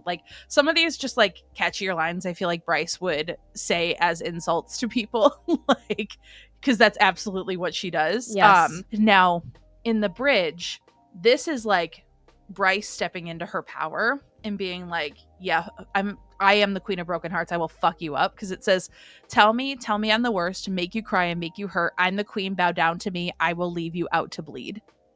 Oh yeah, no, definitely will slice you, dice you, leave you out to bleed, leave the Asteri high and dry, fuck up the world, partner with demons, partner with hell, shove her parents through a portal to another world to sit with Nesta and Cassian and babysit them and hope that they make it through to the other side. Just so many things. And it ends with it repeats the chorus on the Queen of Broken Hearts breaking in 1,000 parts. Used to be a shooting star, when did I become so dark? So the vibes, specifically Bryce Quinlan's running and or vibes playlist, some of the lyrics definitely Bryce stepping into her power, being the Queen of Broken Hearts, saying fuck you to anyone and everything. As soon as I heard it, I was like, oh, this is Bryce Quinlan. I have found it. Yes. That's great. We love a good Bryce running playlist song. So this is my fourth song, and it was a song that I was really debating on doing originally, so it was only right that I pick it now.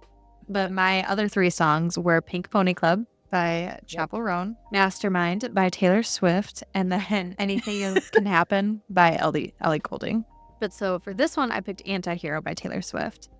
And one, I think Bryce is just a quintessential anti-hero, right? Like she is not your cookie cutter like hero that you think of. Like she's kind of just thrown into it and going along with it and discovering it along the way. So this song starts out, I have this thing where I get older but just never wiser, which I feel like that's Bryce. Like she just 100% is never gonna grow up. Midnights become my afternoons. When my depression works the graveyard shift, all the people I've ghosted stand there in the room. And she was really depressed when Danica died. Like that was so depressed. You know, it was her best friend. And when Connor died, like that was possibly the love of her life in her mind at that time, right? That she missed out on. And so when it's like all the people I've ghosted stand in the room, I just think that's where she just kept thinking about everything. Like everything just kept popping up, whether it was, you know, what she did in the past, what she could have done to fix it, and just throughout the series too. And then it goes into saying, I should not be left to my own devices. They come with prices and vices. I end up in crisis. I wake up screaming and dreaming. One day I'll watch as you're leaving because you got tired of my scheming. And so that I feel like is a mix of Bryce and even Danica with the scheming part, but with Bryce in the fact that I feel like she doesn't open up to Hunt right away.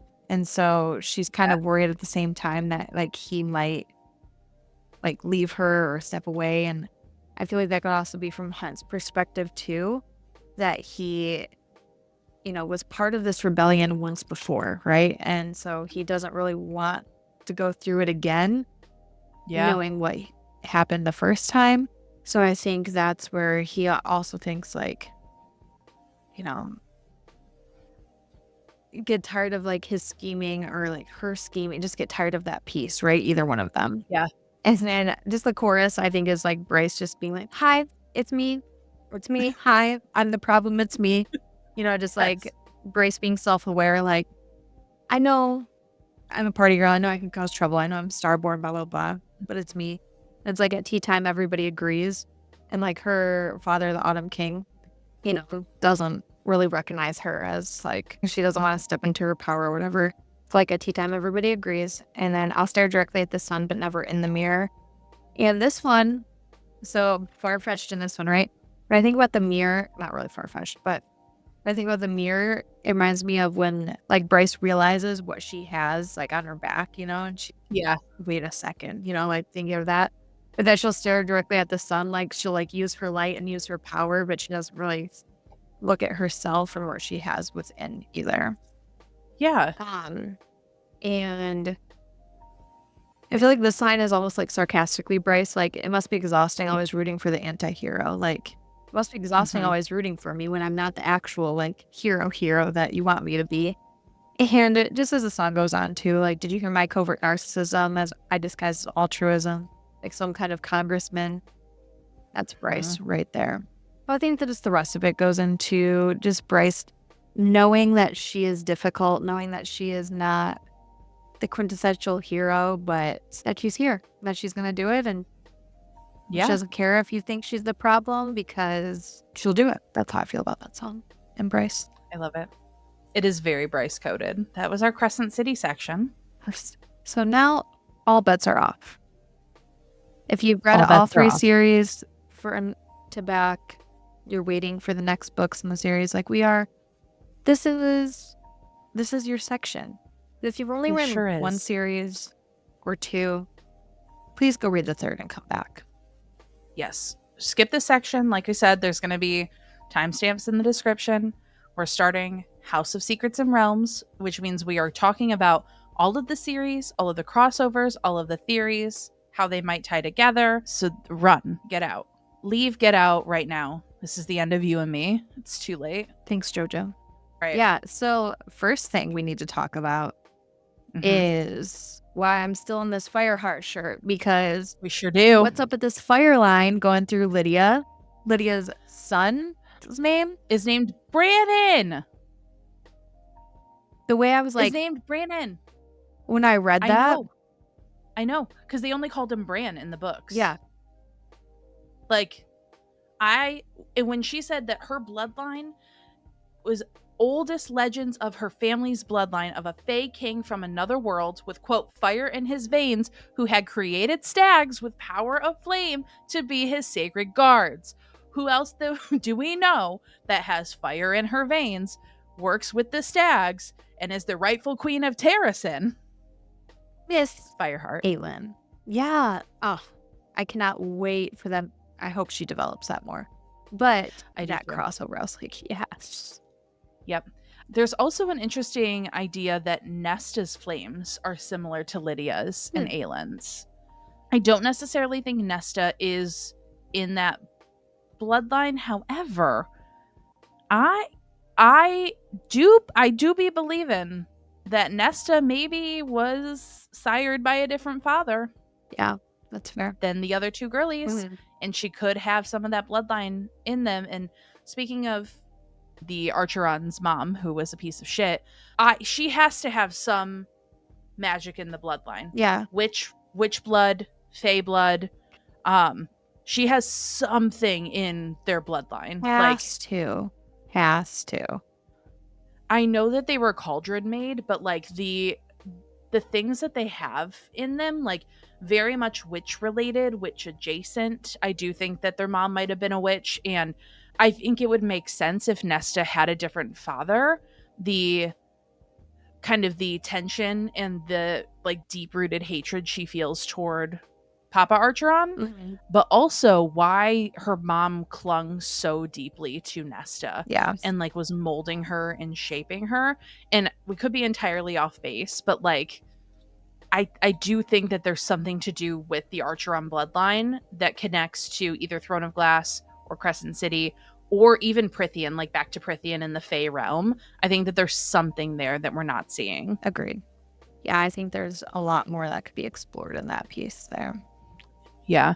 And staying in like the Crescent City / ACOTAR realm, there is a connection between Fury and Amren. So Fury, ACOTAR, and Amren.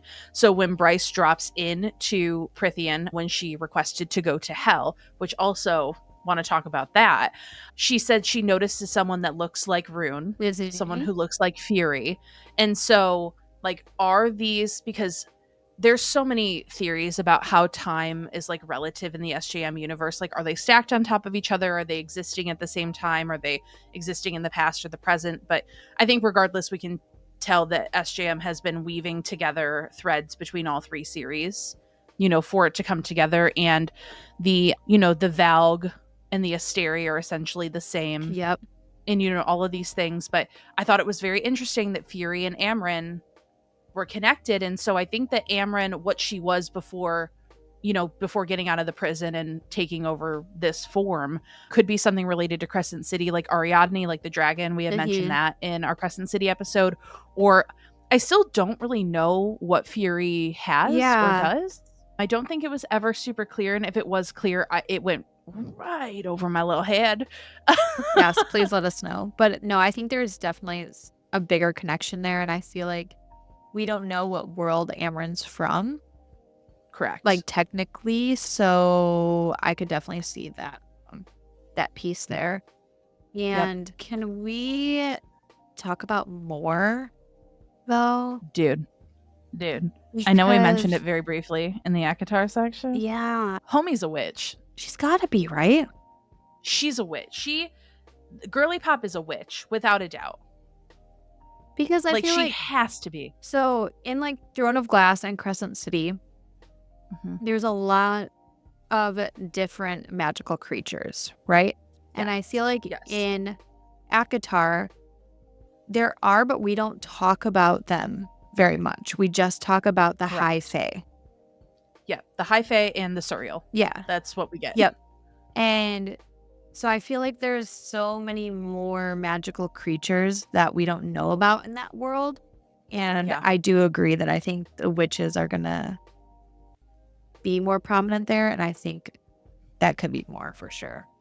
Yeah, and I also think I know we mentioned it before with Moore and her being in red and stuff like that, but I don't know if it's necessarily going to be a betrayal, but I know that there is more to her, and I don't think we know what the breadth of her power is, whether or not, cuz it Reese just is like, her power is truth. And if all else fails, she's coming in as like the killer at the end, basically. Like, if I die, Cassian dies, Azrael dies, everyone dies, Moore will fix it all. And I'm like, but her power is like truth. So like, tell me how that's going to work. But it makes me wonder, like I said, is if her power is like manipulation. Mm-hmm. Like if she has some, was it called Dematai powers like Reese and Rune do? Yeah. I don't know, but there's something shady about Moore. Like I said, I don't know if it's necessarily a betrayal. I just think that there's so much that we don't know about her that like makes her feel more untrustworthy than the rest of the cast of characters. 100%. Yeah, she's sketchy. And like other sketchy females, Maeve, I want to know more about like her and her origins and that connection with the other world and like everything there too. I feel like there's something like that when the spiders were telling the story of Maeve in Tower of Dawn. Mm-hmm. Wow, imagine Tower of Dawn coming up in an important part of our conversation. Wow, who would have thought? When they were talking about them with these spiders, and they were talking about Maeve and how she was like part of this, she was like the leader of the spiders, essentially. In Tower of Dawn, they talk about the steps as well as a mountain that has 3 points that sounds very similar to Mount Ramiel or Ramiel, however you want to say it, in ACOTAR.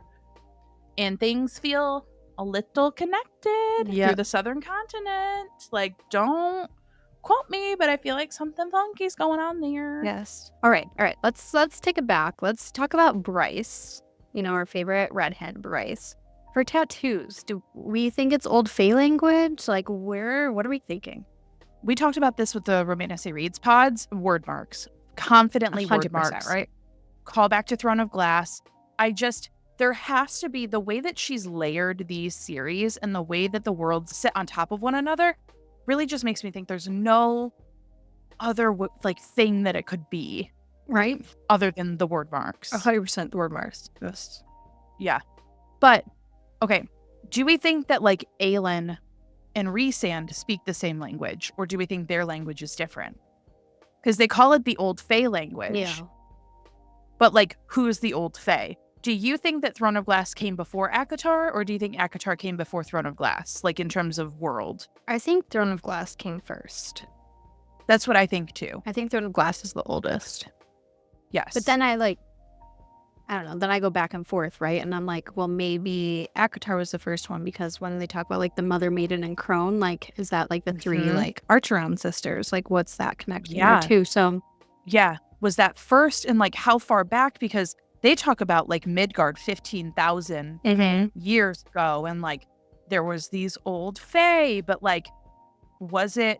I feel like ACOTAR had to come after though, because I do think that some of the similarities in like Tamlin, like he takes after like the shifting abilities like of Lysandra and stuff like that.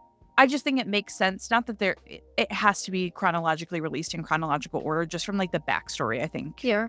Into like in Crescent City, that like Nesta and Bryce, like that connection. And just that history too. So definitely. Yeah. So speaking of like crossovers and bloodlines, Rhys and Rune have to be related. I mean, 100%. Bryce wouldn't have made that comment like Rune when she saw Rhys. Yep. So like that. Yep. And I love the idea that like Dorian's in there too, because those are like my boys.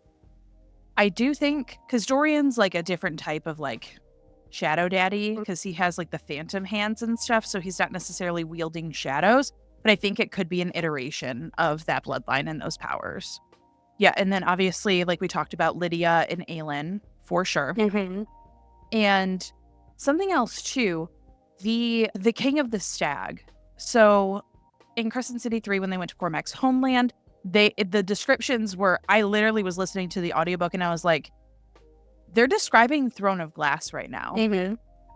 And so it makes me wonder if like that area is like left over from Throne of Glass, or like how it works. Because again, there are so many theories and so many people that are smarter than us that have like 18,000 strings that they like hang up on a board and like connect it all together. These are just things that like I noticed as someone who like was enjoying the books but not dissecting them.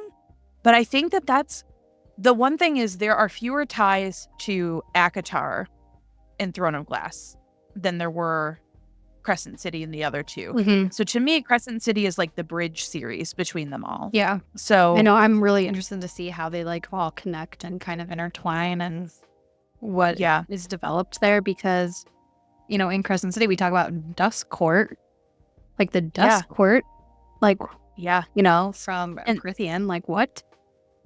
And that makes me think, though, because I know we talked about Elaine in the Spring Court, but that makes me wonder if there's going to be something with the Dusk Court or Bryce with the Dusk Court. But I don't think Bryce is intended to leave her own world necessarily. Like she already did that. And two, I think there's some connection to in Crescent City where she like tries to go to hell and then she ends up in Prithian. So like what that connection is very interesting. And and we talked about, do you remember when we went over like the Fantasy Fangirls had like a really interesting video about the Bone Carver and like the world that he lives in, this like hazy in between area, which is also what was, I think it might have been Apollyon that describes like where he's from and stuff like that, and like hell is different and it's like there's different planes of reality. So I think that's interesting. And speaking of hell, we saw another creator, and I'm so sorry, you guys, we don't know, like, we've been watching videos for months, you know, on TikTok. So if you know the originator of these, shout them out, let us know. But specifically cats, cats, hell, the ties from there. In Throne of Glass, in the Tor Kesme, there's cats in the library where Irene is.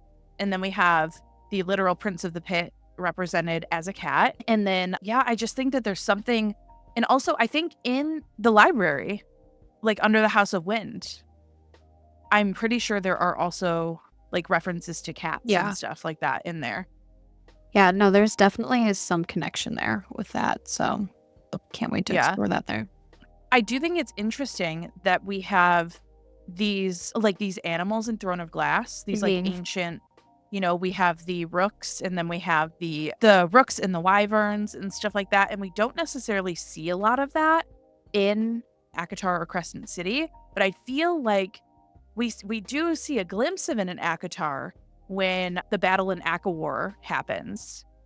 And I'm forgetting like all their names because we have so many things going on. But like when they come in to like rescue them, basically, I wonder if there's anything with the actual like ancient animals and stuff like that. I don't know. Yeah, I feel like there's so much in ACOTAR that's not explored. I think we talked about this earlier too. Like we just know the high fae basically. Like we meet random characters and random other like mythological fantasy people, but we don't know too much about them. We just know about the high fae. And so kind of like tying back to Throne of Glass too, like with the Vlag, I don't know. I could never say it in my head when I was reading the book. How they're describing Throne of Glass, like, is that the same as, you know, characters in ACOTAR, that like the city that's like gone away, the Asteri, like what it, like all that connection piece. I feel like in ACOTAR we haven't explored a lot of that world yet, like we have in Throne of Glass and Crescent City.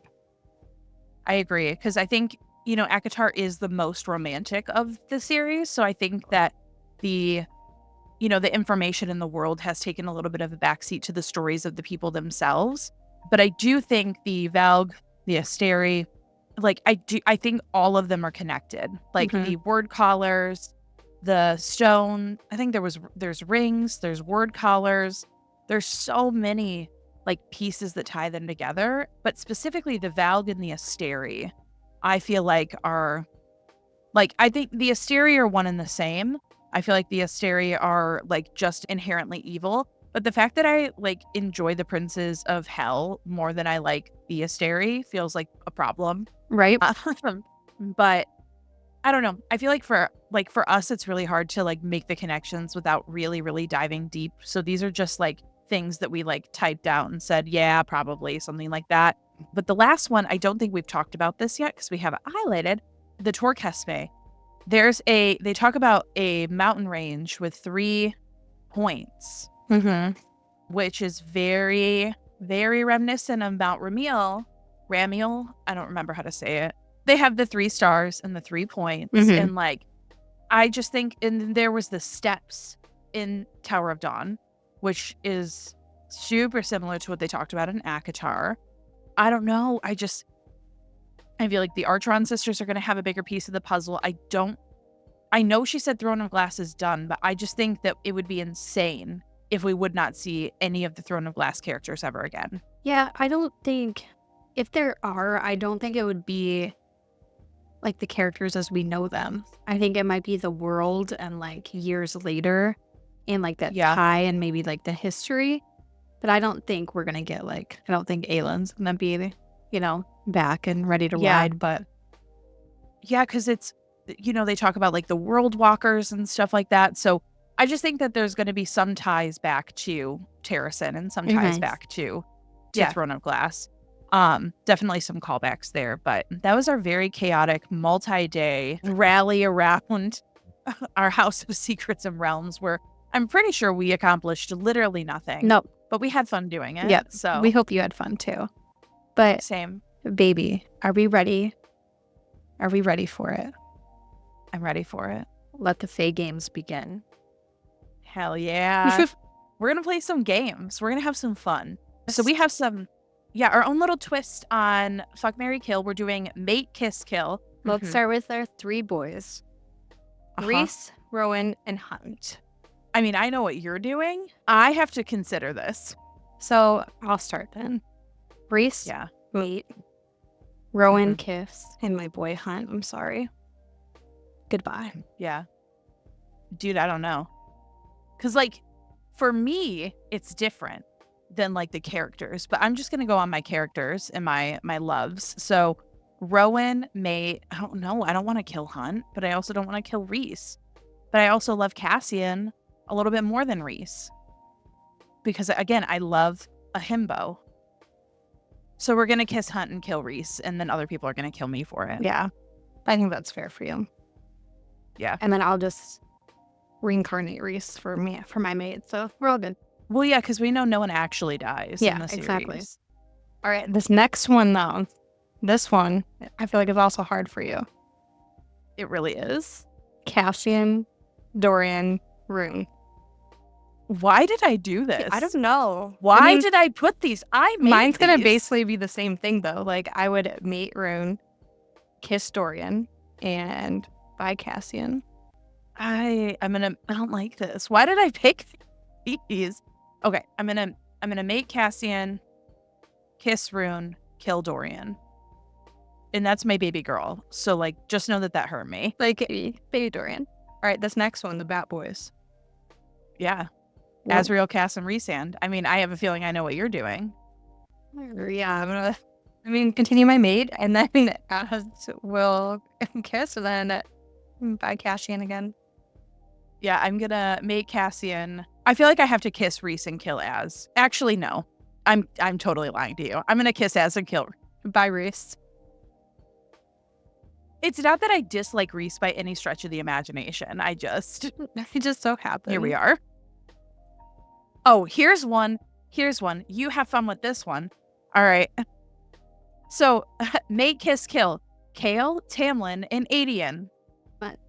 So, we'll talk about this later, but I think Kale will definitely be the one that I would choose as my mate. Tamlin, I'll kiss Tamlin. And then Adian, bye. I just can't. Also same. That is my lineup. Yeah, Adian. That is also my lineup. Goodbye. Oh, we have feelings about Adian. Yeah, it's fine. All right. Now we have our spicy queens, Aelin, Manon, and Lydia. This one I think is going to be your personal nightmare. These are my girls. I know. Okay. I think Lydia would be my mate. Okay. Because I love Lydia. Mm-hmm. I think Manon, kiss. Mm-hmm. And then I think I would say goodbye to Aelin. That's really painful. I know. But she just keeps so many secrets for me. I feel like Lydia, like, we would have a good bond. But, like, Aelin, I don't know if I could trust her as my mate. That's fair. You I know? think I'm going to also mate with Lydia, but I would kiss Aelin and then kill Manon, which also is horrifying. But I think that I'm just too scared of Manon. Her iron teeth. Yeah. Ooh, this one's even worse for you. Ethan, Therian, and Adian. I wrote this one specifically for Hannah. Oh my gosh. I think mate would have to be Ethan because just that loyalty. Yeah. I feel like you hate Therian and Adian on a pretty equal plane. Yeah, but I think I would bring Adian back to kiss him and leave Therian in the water. That's fair. I am going to also mate with Sunball player #1 superstar Ethan. But I am going to kiss Therian because at least he's funny. And then I'm going to kill Adian. It's true. That's a good point. Yeah. Ooh, all right. The three girls, the other three girls. Sarah, Bryce, and Aelin. Mate Bryce, kiss Aelin, fuck Farah. And by fuck Farah, I mean kill her. Get rid of her. She's gone. I think this one is going to be totally opposite for me. I think I would mate with Aelin on these three, though. I think I would kiss Farah, and I would kick Bryce to the curb. No. Farah can go. She can take her illiterate ass out. So that's what we had for those ones. How fun. Now, here's the thing. We're going to take a quiz real quick. We're going to take a quiz together. Yes. Okay, but this first question is hard because it's what court do you belong to? And like, I would love to belong to the night court, but I don't think realistically that's the court that I would belong to. Does that make sense? Yeah. I'm not going to lie to you. I don't think you belong in the night court. No, but I like want to. But I don't. Yes. I think I agree. I, however, do think I'm a night court. Yes. Not because I want to, but because I genuinely think that I am a night court girl. 100%. Oh. Actually, you know what? I don't know. I'm definitely not a winter court. Definitely not a summer court. I feel like you could also be a dawn court. Yeah, that's the one that I was thinking of. We're going to put myself in dawn court. I love that. Pick a weapon. Kindness. Kindness. I'm going to do poison. I feel like you would be a poison girl. So I do want to say a weapon, but I am going to pick kindness because like imagine me with a dagger. Yeah, you are like killing with kindness person though. Like, yeah. Choose a destiny. Mine, to uncover ancient secrets that could change the world. That's very much on brand for me in my studies. I would definitely lead a rebellion against a tyrannical force. That's definitely me. Yep, I would join. I'd follow your cult. Thank you. Right, choose a celestial body to guide your path. Constellation, evening star, or a comet. I'm doing an evening star. Same. Love language. Mine's acts of service. I'm gonna do words of affirmation. Except I can't really accept those. Like I like them, but I don't want them. Fair. It's fine. Ooh, favorite romance trope. How fun is this? I'm going to do enemies to lovers, even though I don't know if that's my favorite, but I do gravitate towards those. I do love a friends to lovers, but I am all about a grumpy sunshine. Yeah. Location for a perfect first date. So I'm going to pick a fair because that was actually mine and Ryan's first date. So cute. I'm going to go with a cafe because I can't imagine having a silent date at a library with someone. That feels like so horrifying. I'm not getting anywhere close to a fucking bird. I can tell you that right now. No. I'm going to do a message in a bottle washed ashore. I was also going to do that one. Choosing the greatest romances of Greek mythology. I do like Orpheus. I've been on the Persephone and Hades kick, so I am going to choose them. I'm going to go a little off. I'm going to do Perseus and Andromeda. That was going to be my second one, so good choice. Choose a magical creature that represents you. One mysterious and secretive witch. Say less. Yeah, I mean, what else? There's no other choice there. I don't see anything else. Finally, who are you interested in? Boys and men, both, or girls and women? Can't guarantee, but they can at least try. Well, I'm going to choose one there. Oh, gosh. Okay. This is who I got It last tells time you- in the last quiz, I'm pretty sure.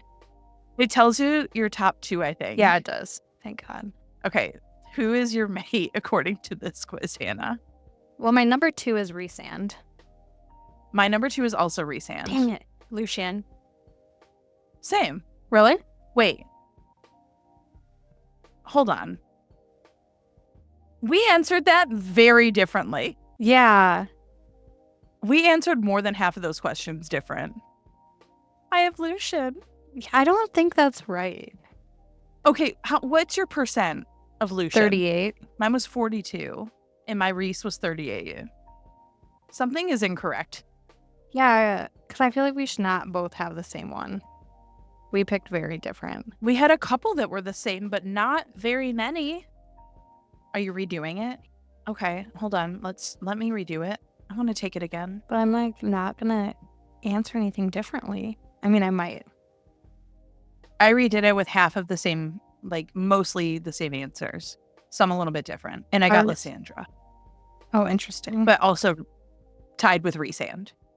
I got Elaine. Okay, so how did we both get Lucian and Oh, this is a nightmare. This is like literally like telling me like I should not have redone it. Like I should have accepted Lucian because it's Elaine, Therian, Adius. I say it differently than actually, which is fine. Fine.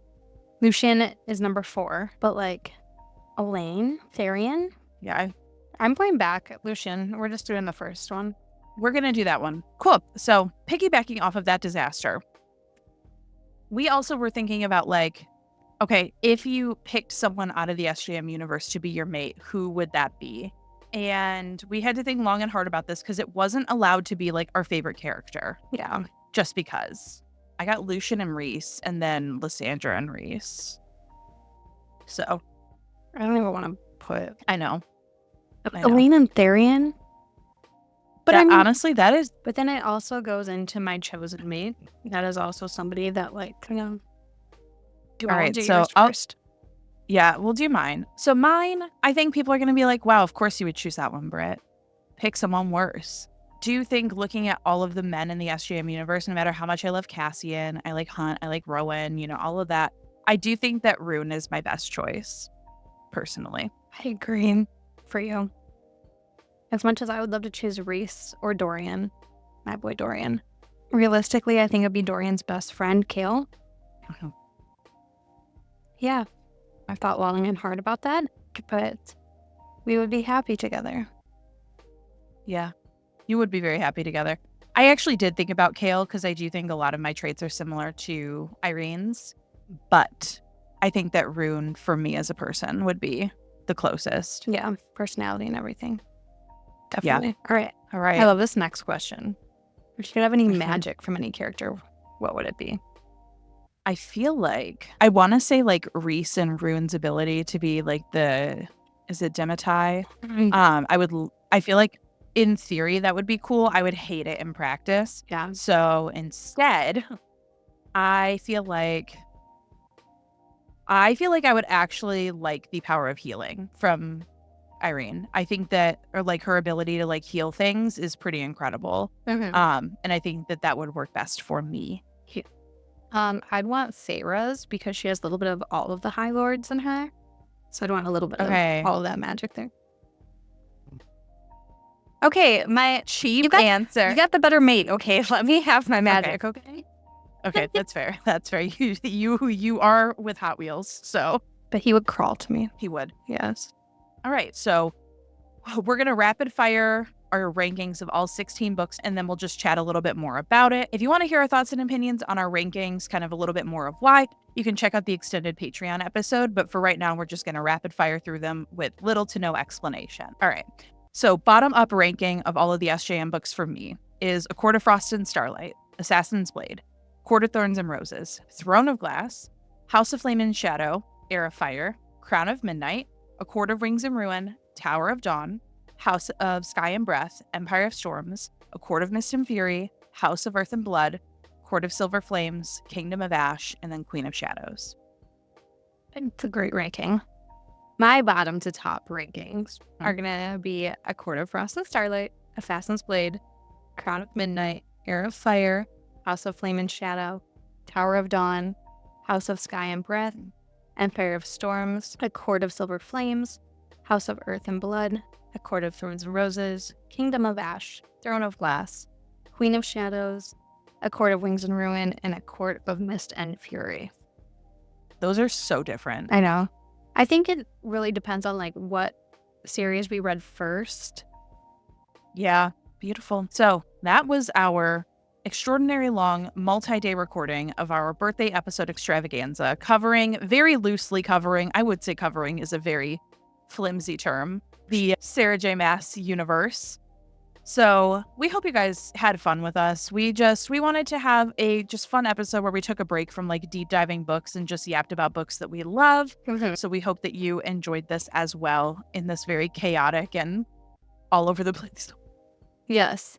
Yeah, we hope you enjoyed it. We hope you had fun celebrating our birthday with us here. Yes. And our next episode I'm equally as excited for, though. Our next episode is going to bring us back to our regularly scheduled programming. And we're going to be discussing a very popular book. Another not really funny subject, but it is a funny book. No. It has a lot of humor in there. And it's very popular for a good reason. It was a Book of the Month pick and Jenna's book club pick. And we will be reviewing What book, Britt? The Wedding People by Ellison Espak. And we are so excited to talk about that one. Yes. So definitely, if you want the extended version of this episode here, you want to live in the Maasiverse with us a little longer, it is available on Patreon. So we would love you to hop over there and listen and support. Yes. And we will have it on video for Patreon as well. It'll be unlisted. So only you will get the link if you're on Patreon, so you can watch us change outfits several times. But thank you all so much again for listening. Follow us on Instagram, TikTok, Discord, which I am learning, even though it's pretty easy, but I get a lot of notifications. And join our Patreon. We have a free and a low paid version of only $5 a month, cheaper than a Starbucks coffee. So we'd love to keep doing this for you and bringing you some more book reviews. So please, please, please follow us on all of those. Yes. And we will catch you for our next episode, which will be kind of like our Thanksgiving episode, because Thanksgiving is the next day for us here in the US. So we will see you on Wednesday, November 27th for a review of The Wedding People. Yes. And remember, keep reading with kindness. Bye, everyone. Bye.